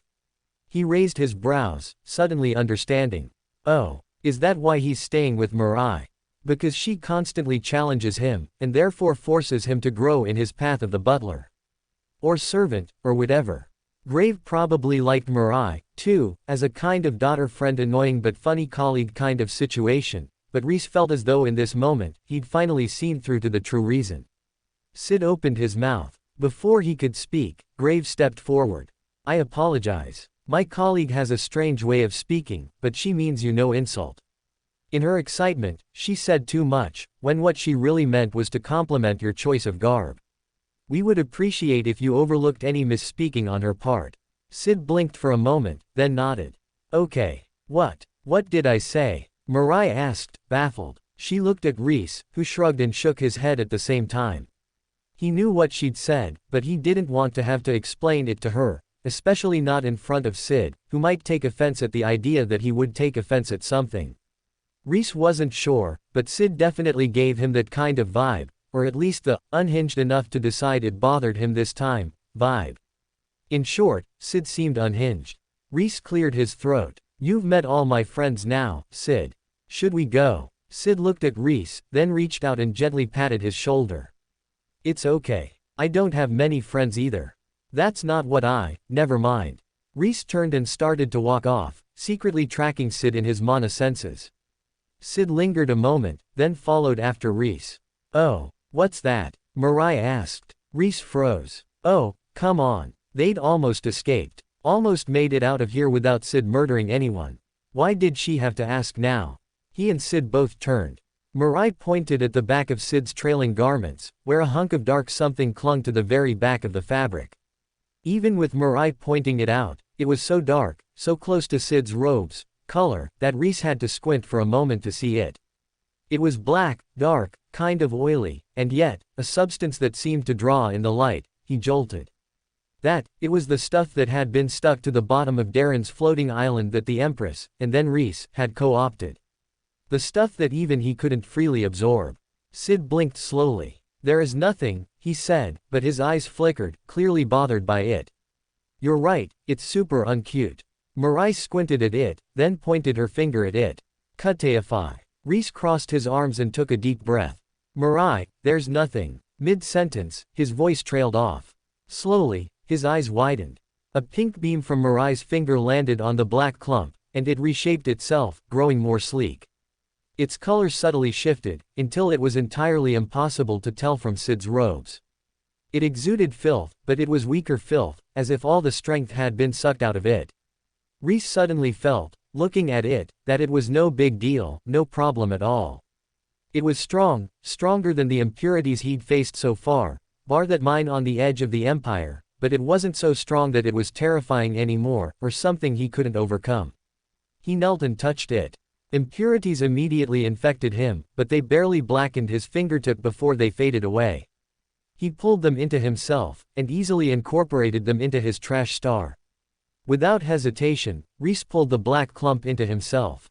Under the effects of the Cultivate beam, the impurities rushed into his body, attacking and infecting everything they could, but it was no worse than Rhys was used to. Nothing to write home about, really. They'd been infantilized, made cute, and therefore unthreatening. He stood, looking at Mirai in a new light. She was silly, and her path was a bit goofy, but so was his. He absorbed impurities, she weakened them, to make them easier for others to deal with.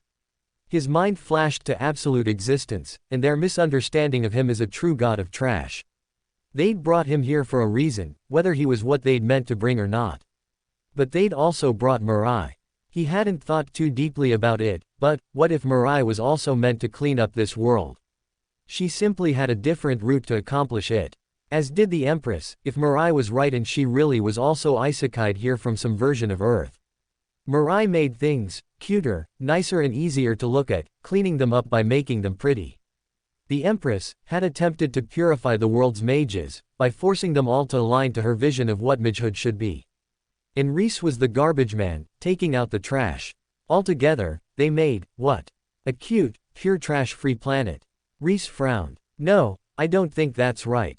I think absolute existence is trying to solve one problem, but through as many ways as possible.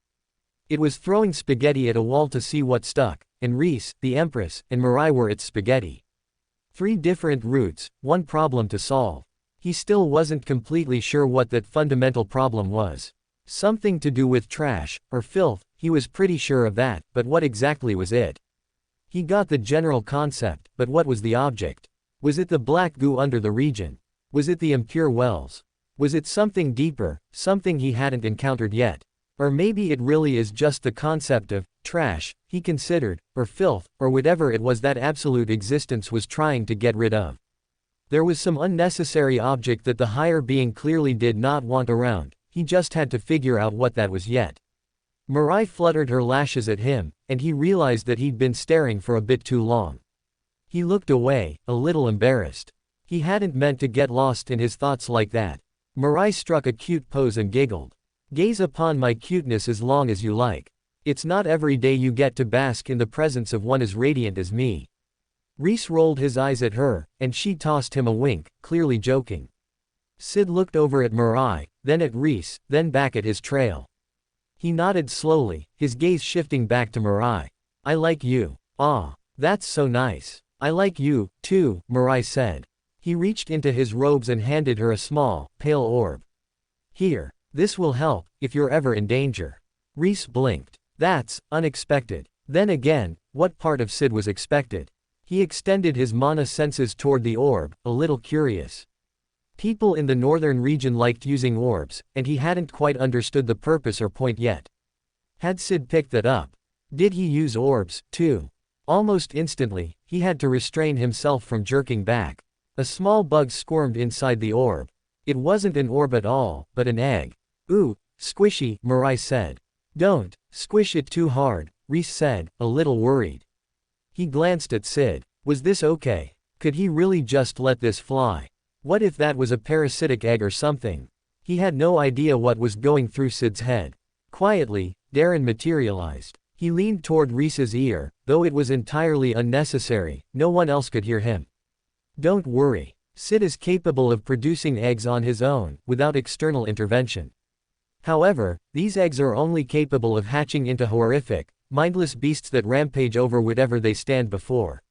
Your friend is in no danger, this is an earnest act of goodwill. Why the hell did you give your crazy bug man the ability to create an army of bug monsters at will? Rhys gave Darren mad side eye, but didn't say anything in the moment. The more he learned about Darren's past, the more he felt like maybe the man should stay dead. The guy had an insane idea of what was okay and what wasn't. As if he could read Rhys's mind, or maybe in a rare moment of conscience, Darren coughed. I didn't know he was crazy when I created him. He would have been a formidable force on the field of battle if he weren't so damn volatile. Still, maybe don't give your crazy underlings the ability to build their own armies. That's how you get traitorous mid-bosses. Do you want traitorous mid-bosses, Darren? Over her shoulder, Grave coughed. Thank the elder, Mirai. Sorry. Yes, thank you. She turned to Sid and gave a quick bow. Sid smiled languidly. It was nothing. With that, he finally turned to go. Rhys found himself running to catch up as the heavy anchor who refused to dislodge suddenly pulled free and rushed ahead of him. As he caught up, Sid glanced at him. He held out an orb. Do you want one, too? No. No thanks. I'm capable of handling myself in battle, Rhys assured him. Darren said it was okay, and Graves seemed fine with letting Mirai have it, so it was probably perfectly safe, but he still didn't like the idea of carrying around a wriggling bug monster egg that might accidentally break at any moment and attack him instead. He had noticed that Darren hadn't said they wouldn't attack their casters, just that they'd attack whatever was in front of them. He'd played plenty of mediocre games where he could throw out a monster and have it fight for him, only for the monster to land backward and immediately target the only thing in its vision, aka him. Sid nodded and put the egg back in his robe. I'll find another way to thank you. Huh. Oh. I appreciate it, Rhys said. Absorbing the gunk once it had been cutified was so easy he hadn't thought anything of it, but now that Sid brought it up, he had no idea how long that would have been on Sid, or if Sid would have been able to remove it. If the man could have, he probably would have, so it was probably stuck to him for quite some time. He was fortunate that, as a remnant weapon, he was strong against impurities, and Rhys could only assume, stronger against them even than Sable, who could semi-safely hide in an impure well. Otherwise, having the gunk attached to him might have been deadly, even for someone at his realm. He looked at his hand. Still, that's confirmation that I can absorb that gunk. I just need to weaken it or dilute it enough that I can begin training with it.